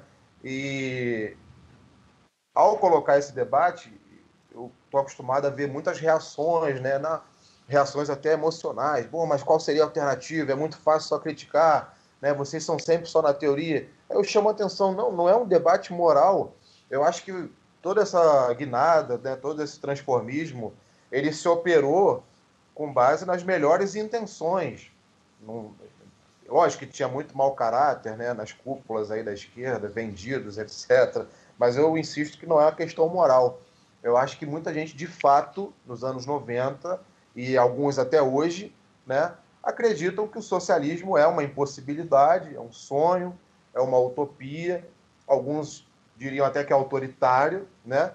E daí o que tem a ser feito, né, a tarefa a ser desempenhada pela esquerda é desenvolver a democracia. A democracia substitui o socialismo enquanto horizonte estratégico. E aí você tem, né, grosso modo, simplificando muito, dois tipos de esquerda, né? A esquerda que caminha para a democracia como objetivo estratégico e a esquerda que insiste na tese do socialismo, né? Também alguns chamam de nova esquerda e velha esquerda. E aí, se ser velha esquerda é defender o socialismo, eu sou velha esquerda com muito orgulho, não tem problema nenhum. Só completando aqui a informação que eu dei, né? Foi a eleição de 1947, na verdade, o O PCB fez 18 vereadores, que era a maior bancada da Câmara Municipal do Rio na época. Caio, e aí, pegando esse histórico, né, do PCB, que foi um partido que viveu a maior parte da sua história na ilegalidade e teve um breve período ali ao final da ditadura Vargas como um partido de massa eleitoral, né, não chegou a deixar de ser um partido de massa depois, mas foi posto na ilegalidade no governo Dutra, como você mesmo colocou. E como é que é hoje participar da tentativa de reconstrução do partido enquanto um partido que influa no debate político brasileiro e talvez volte a ser, né, um partido de massa e relevante no debate? Veja, eu não tenho a menor dúvida de que quanto mais o PCB se aproximar dos seus objetivos, quanto mais o PCB crescer, quanto mais o Partido Comunista Brasileiro se fortalecer, sobretudo nas periferias, no seio da classe trabalhadora, nos bairros operários, mais nós seremos perseguidos pelas classes dominantes. Nosso partido tem 98 anos, a maior parte deles na clandestinidade, e se hoje nós temos ainda, né, alguns direitos democráticos, como participar das eleições, nós devemos lembrar, né, que nessa mesma quadra histórica que estamos, já sofremos aí um conjunto de derrotas, mesmo considerando os parâmetros da democracia liberal. Por exemplo, já foi citado, o PCB não tem mais fundo partidário, também não tem mais direito, foi cassado o direito ao tempo de TV e rádio em função da cláusula de barreira. Existe projeto na Câmara dos Deputados para criminalizar o comunismo. O autor desse projeto, inclusive, é um dos filhos do presidente da República, deputado federal pelo estado de São Paulo. E ele argumenta nesse projeto que o comunismo, em essência, né, equivale ao nazismo enquanto ideologia totalitária. E nós temos um desafio, que é um desafio teórico e prático para combater isso. Do ponto de vista teórico, nós não podemos ter nenhuma conciliação com a visão de mundo liberal, que no fundo é o que acaba indiretamente legitimando esse tipo de proposta. Porque acaba condescendendo com essa categoria aí de totalitarismo, e isso é uma eficiente forma de ocultar os crimes do próprio liberalismo, que foi aí a mola propulsora do colonialismo no século XIX, que foi a justificativa para um conjunto de guerras, agressões militares e processos de dominação, sobretudo sobre o terceiro mundo. E até hoje, o que a gente vê só traz para a população, no seu dia a dia, um legado de desigualdade social, de desemprego, de fome em alguns casos, toda sorte de injustiças. Então, para nós, como comunistas, toda a trincheira que se abre na luta de classes, não é que nós podemos, nós temos a obrigação de enfrentar. Toda a trincheira que se abre, nós temos a obrigação de enfrentar, inclusive a trincheira eleitoral. Não existe contradição, ao meu ver. Por exemplo, não existe diferença de conteúdo radical entre participar, por exemplo, do processo eleitoral e participar dos sindicatos. Só para dar um exemplo aqui, que o movimento sindical também não tem uma essência, uma natureza revolucionária, tal como as eleições burguesas. Também é legalizado, também faz parte ainda, né, enquanto não se corta, que diante do atual governo não se pode duvidar de mais nada, mas também faz parte aí dos direitos constitucionais, dos direitos trabalhistas da nossa classe, E os comunistas devem se somar às diferentes forças políticas, né, que pensam diferente, que pensam parecido, na defesa dos direitos democráticos da classe trabalhadora. O que é diferente de fazer uma defesa abstrata da democracia. Porque para o trabalhador que mora na favela, que está preocupado, antes de mais nada, em ter emprego, em comer, que seu filho não entre para o tráfico, né, o debate da democracia em abstrato não faz o menor sentido. Democracia não pode estar separado de emprego, de transporte, de salário, de condições de vida. Do contrário, se torna uma discussão restrita à classe média. Então, a gente tem que fazer muito esforço ainda nesse sentido, porque nesse ponto eu sou um pouco pessimista, eu tenho uma avaliação de que, não o PCB, mas o nosso campo como um todo, né, deve enfrentar algumas autocríticas ainda, sobretudo com relação à sua presença na Zona Oeste, na própria Zona Oeste, de onde eu venho, nas periferias da cidade, na Zona Norte, nos morros, nas favelas, né? Sem o que a chance da gente avançar, ainda que no médio prazo, é muito pequena. Caio, eu queria que você explicasse para a gente um pouco como é a questão do Partido Comunista Brasileiro. Porque é um partido que a gente vê pouco na televisão, a gente só fica sabendo das coisas dele realmente procurando, né? É um partido que é escondido, você jamais vai ver um quadro do PCB dando alguma entrevista, sei lá, na Globo News, enquanto quadro do PCB, ou seja, é um partido que leva o comunismo no nome, e praticando, inclusive, né? Porque alguns levam e não praticam. E é um partido, é uma estrutura partidária muito menor até do que o próprio PSOL, por exemplo, ou outros partidos mais à esquerda. Então eu queria que você explicasse, primeiro para as pessoas, enquanto militantes do partido, como é estar no PCB neste momento, né? Independente de campanha ou não, né? Eu converso muito eu conheço um militante do PCB e a gente conversa muito sobre algumas peculiaridades que o PCB tem, que outros partidos não têm. Então eu queria que você falasse um pouco como é militar no partido, um partido, como você falou, que é histórico, mas ao mesmo tempo é um partido demonizado, inclusive pela própria esquerda no Brasil.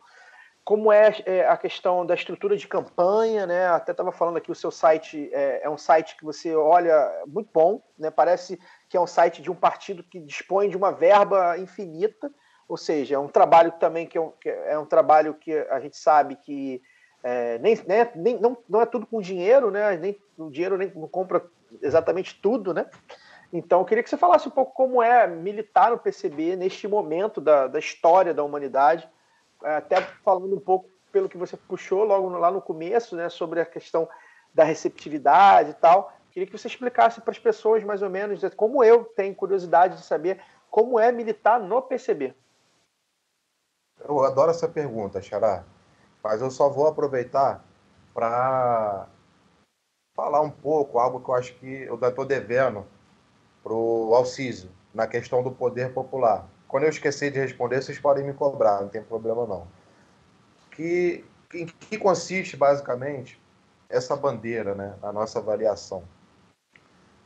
Partindo do pressuposto, resumindo muito, mas partindo do pressuposto que os problemas da classe trabalhadora no Brasil não decorrem da falta de desenvolvimento capitalista, mas derivam justamente do capitalismo, em especial do tipo de capitalismo que se desenvolveu no Brasil, que é um capitalismo periférico e dependente, a forma de Estado que corresponde a esse desenvolvimento não apresenta nenhum espaço a ser disputado, a ser reformado pela classe trabalhadora. Portanto, ainda que bandeiras mais simples, ainda aspectos mais democráticos a serem conquistados pela nossa classe, passam necessariamente pela mudança do sistema.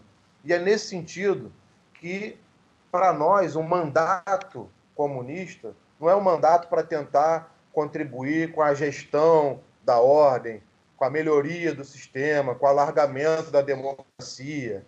Na verdade, o nosso mandato, caso a gente venha conquistar, ele vai se colocar radicalmente a serviço dos movimentos populares e não no sentido de acalmar ou de amortecer a luta de classes, como alguns fazem. A gente vai atuar no sentido de radicalizar ainda mais. A gente entende que o mandato, para concluir esse raciocínio, o mandato não é um fim em si mesmo.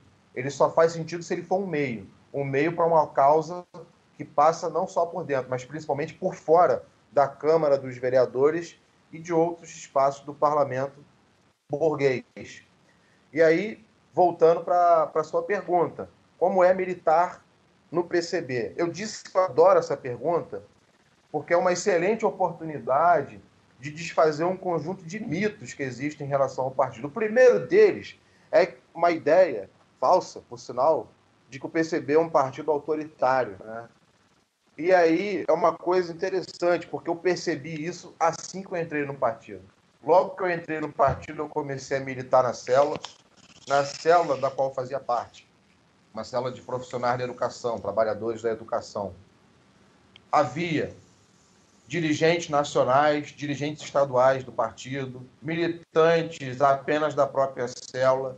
E o que eu vi foi que os debates eram feitos de igual para igual e que as decisões eram coletivas e que os militantes tinham o mesmo peso, o peso baseado nos seus argumentos, não nos seus cargos, não na sua fama, na sua visibilidade ou no quanto eles têm, né, influência em outros militantes ou em outras células. Eu não sei se vocês sabem, se vocês chegaram a ver isso, mas eu já cheguei a ser filiado ao PSOL entre 2008 e 2011, um período curto aí de 3 anos, né? É um partido muito importante, é um grande aliado nosso, não é à toa que nós estamos nessa coligação, né, com os companheiros do PSOL e da UP, mas eu, sem querer me aprofundar aqui em críticas, que eu acho que não seria adequado, mas eu tenho a sensação, pela minha experiência, de que, pelo menos, né, do que eu vi, a construção coletiva é muito grande dentro do PCB, mais até do que eu pude presenciar dentro do PSOL, onde, infelizmente, né, as figuras mais conhecidas, os parlamentares, o personalismo, atropela qualquer discussão de base, mesmo discussões de instância de direção estadual, municipal e assim por diante.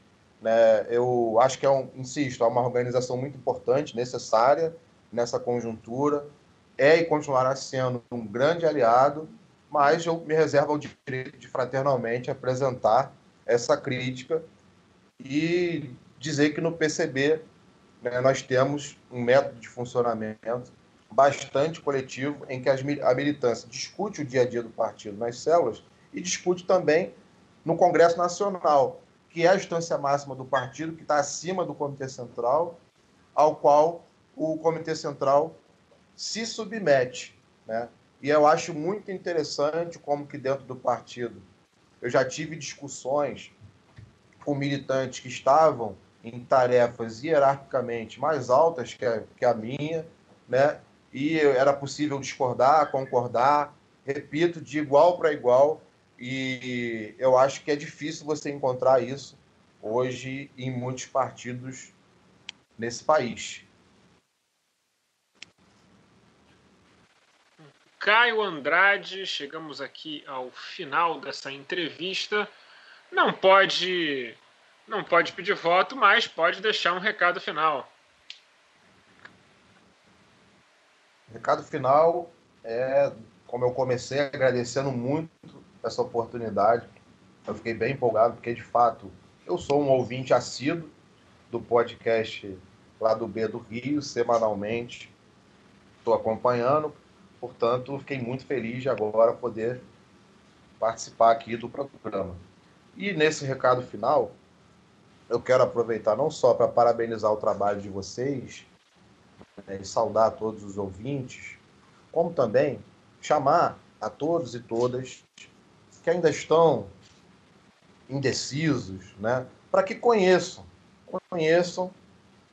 o nosso site, andradepcb.com.br. Conheçam as nossas redes sociais, linktree/o Caio Andrade, porque o Rio de Janeiro, mais até do que outras cidades, é um exemplo claro, é um exemplo escancarado da falência do liberalismo.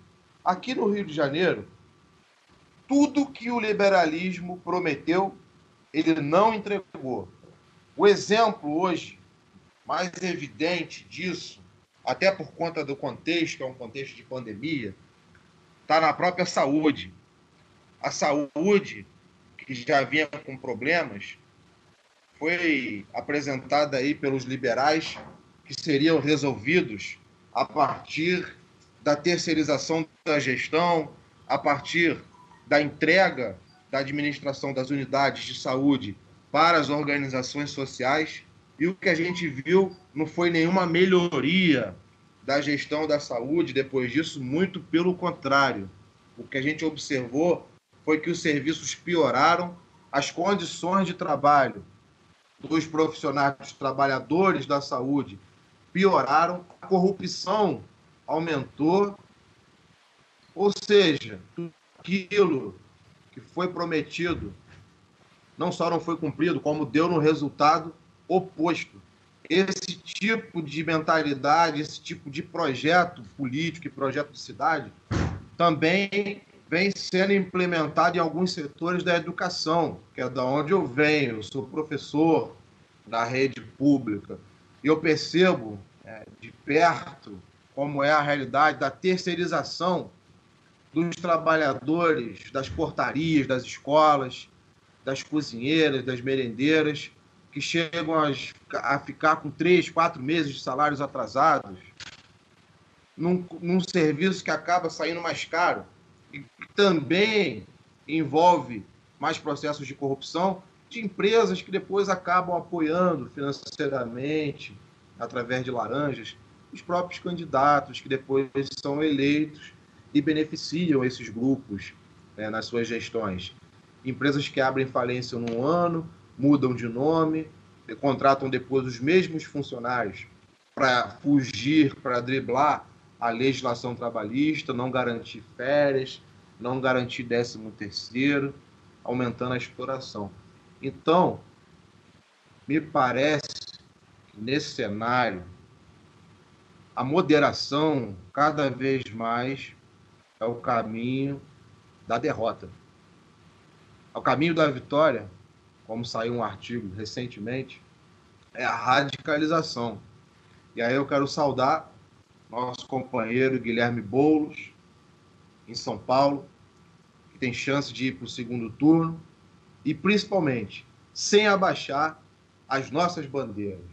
É a mesma saudação que eu quero deixar aqui para a nossa companheira Renata Souza, do PSOL, para que vem cumprindo um papel essencial de representar essa coligação no município do Rio, da mesma forma, sem abaixar nossas bandeiras, representando o povo da favela, as mulheres, em especial a nossa classe, que é a classe trabalhadora. Então, se você está cansado de enganadores, de mentirosos, se você está cansado de falsos moralistas, falsos cristãos, conheça as nossas redes sociais, acompanhe, entenda o que propõe o Partido Comunista Brasileiro, não só para as eleições, mas para a cidade como um todo. A gente não está apresentando um programa meramente eleitoral, a gente está apresentando um programa de lutas que passa por esse momento, mas que continua para além dele. E para isso é essencial que todos e todas que estão indignados contra esse sistema, que estão indignados contra a injustiça e a desigualdade que campeia para essa cidade, reclame, lamente, mas vá além da reclamação e da lamentação. Se organize e lute coletivamente.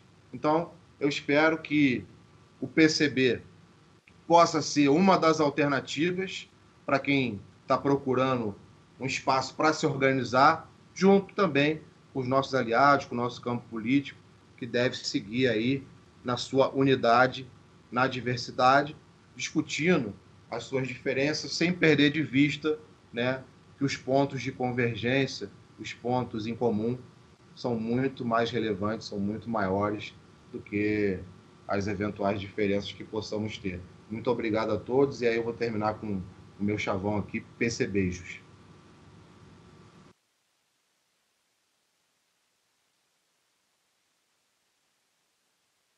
Este foi o Lado B do Rio número 174.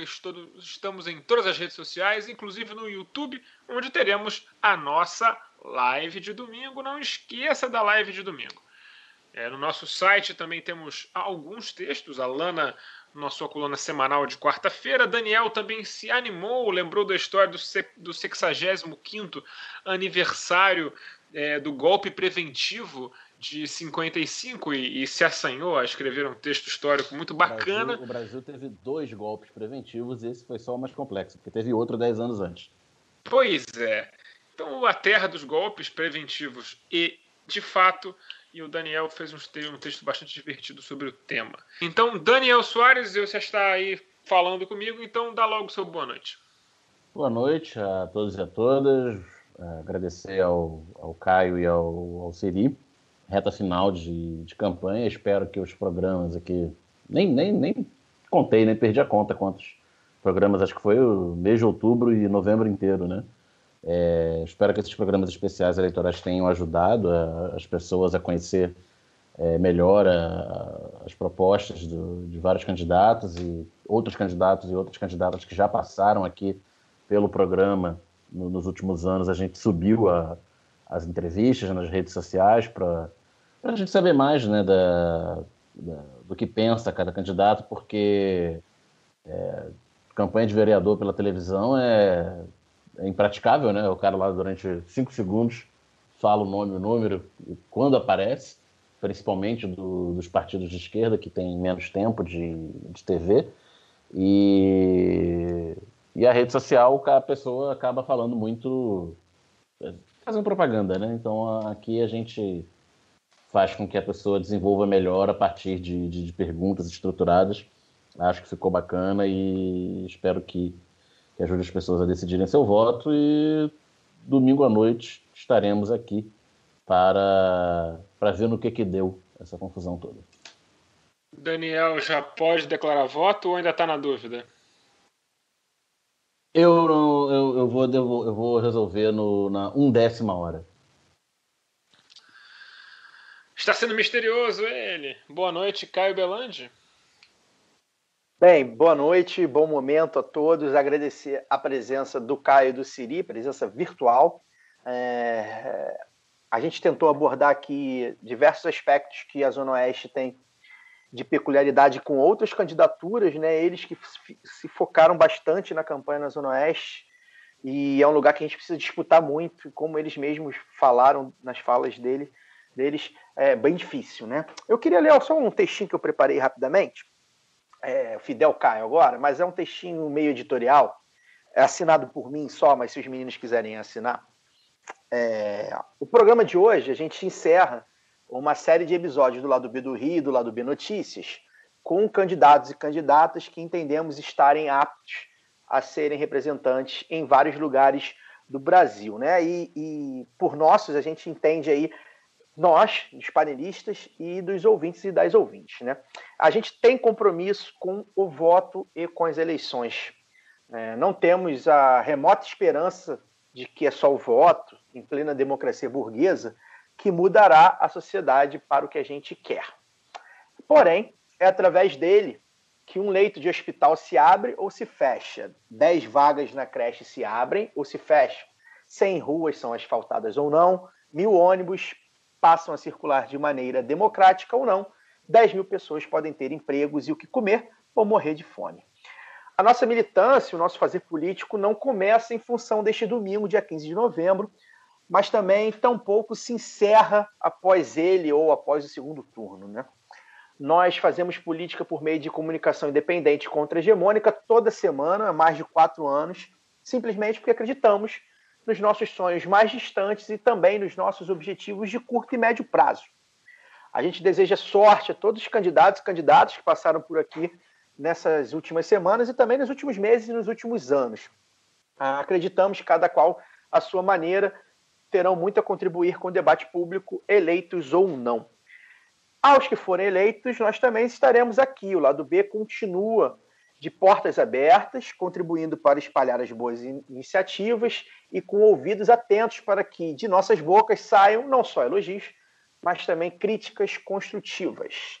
Afinal, é que todos nós pensamos aqui, um Brasil cada vez menos desigual para que um dia seja de fato igual, onde as diferenças sejam apenas as pessoais e biológicas. Gente, esse compromisso que a gente assumiu com vocês, muita gente veio falar isso nas redes sociais, eu que estou no Twitter do Lado B esses dias, sobre como a gente influenciou nos votos, né? Não é a primeira vez, em 2018 a gente já tinha feito isso. Isso é muito grande, tá, gente? Isso é muito importante. Porque a gente sabe como é que funciona na mídia hegemônica, né? Como ela influencia as pessoas que não estão, nem sempre estão preparadas a pensar por si.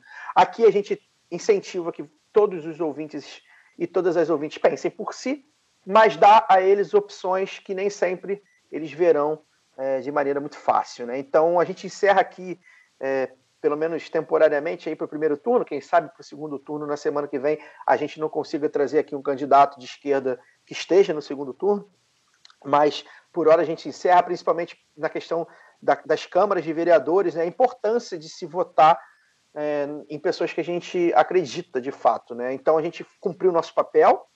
É importante que a gente diga que, embora alguns sejam filiados a partidos, a gente não tem compromisso com nenhuma campanha, a gente não fez compromisso com nenhum candidato ou candidata, a gente chamou quem a gente achava, quem a gente julga que neste momento atual seja um bom representante, possa ser um bom representante para nós e para os ouvintes, tá, gente? Então é isso, estaremos aqui atentos a isso, e a gente acha que com um domingo na live da apuração, acho que a gente encerra um ciclo muito bonito, com um tamanho que a gente tem cada vez maior. A cada 2 anos a gente vai ficando com um tamanho maior, e nesse período de a cada 2 anos a gente continua o nosso fazer político, continua a nossa militância numa comunicação independente, plural, democrática, contra-hegemônica, anticapitalista, porque não é simples, não é fácil, e chega lá na hora do voto, que é o fim e o começo de tudo. A gente precisa estar preparado, então a gente tentou estar o máximo preparado possível, sabendo, obviamente, como eu falei, sem ter a mais remota esperança de que é o voto que vai mudar a sociedade, mas pode mudar uma vida, e se mudar já uma vida, a gente já está no nosso caminho, tá bom? Então é isso, bom voto a todos. Vou me despedir com a fala aqui da minha namorada, ela tweetou, achei interessante, já até coloquei no nosso Instagram, né? A eleição já é domingo, então baixe o aplicativo e-Título para mais informações sobre o local de votação e os protocolos. Deixe os velhos votarem primeiro, até às 10 horas, que aí evita o risco de agredir o idoso. Levem a própria caneta, usem máscaras, chocoronga e, principalmente, não esqueçam qual é a sua classe social. Boa noite e bom voto. Só um pequeno complemento ao que falou o Caio, sobre a influência do voto, né, no dia a dia, né, quantas vagas de creche, quantos leitos de hospital. É uma passagem besta, um texto que eu li uns 15 anos atrás, que era um histórico sobre o investimento de saneamento básico no Rio de Janeiro, no município do Rio de Janeiro, dividido por região.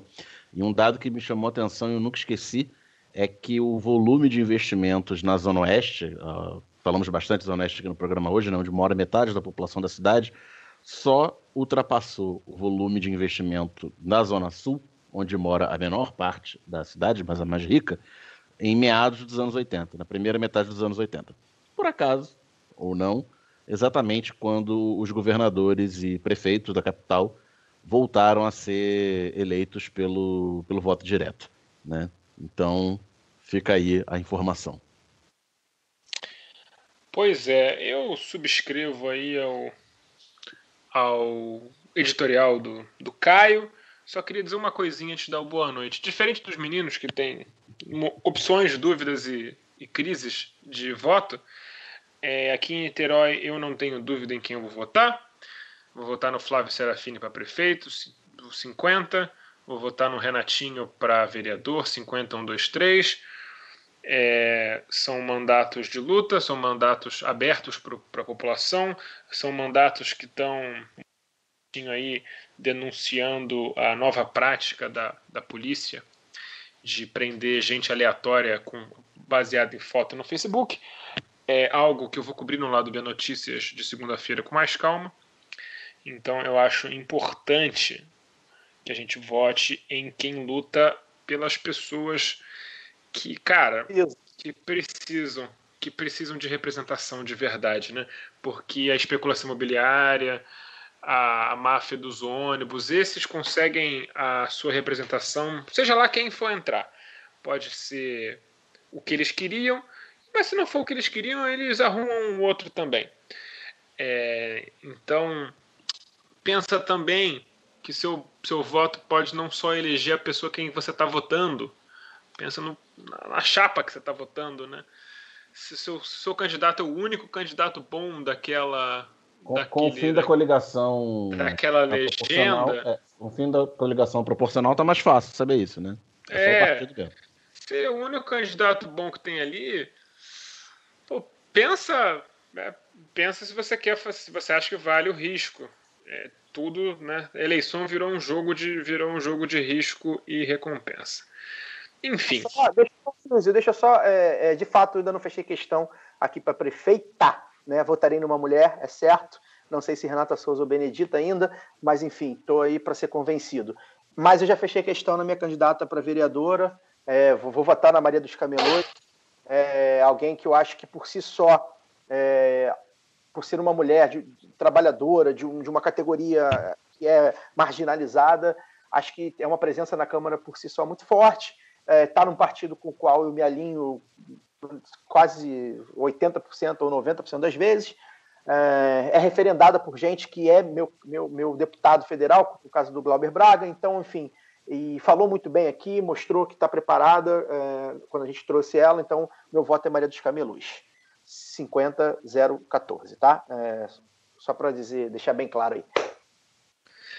Maria dos Camelões, que deve ser fã de Thierry Henry, por isso botou o 14 no seu número. Brincadeiras à parte, gente, muito obrigado por vocês terem acompanhado todas essas entrevistas. Eu imagino que para muita gente deve ter sido chato, que a gente talvez tenha até perdido alguns ouvintes, ganho outros, enfim, que vão querer voltar depois das eleições, ou se a gente for entrevistar algum candidato de esquerda que vai para o segundo turno aí, sei lá, se a gente conseguir entrevistar o Boulos, a Manuela, o Edmilson. A Manuela e o Edmilson, espero que a gente não entreviste como candidato ao segundo turno, espero que eles ganhem no primeiro turno, já que eles estão na frente. Mas, enfim, vamos ver o que pode acontecer. E até semana que vem com mais Lado B do Rio. E não esqueçam que domingo a gente está na internet loucão, fazendo a maior cobertura de todos os tempos. Valeu!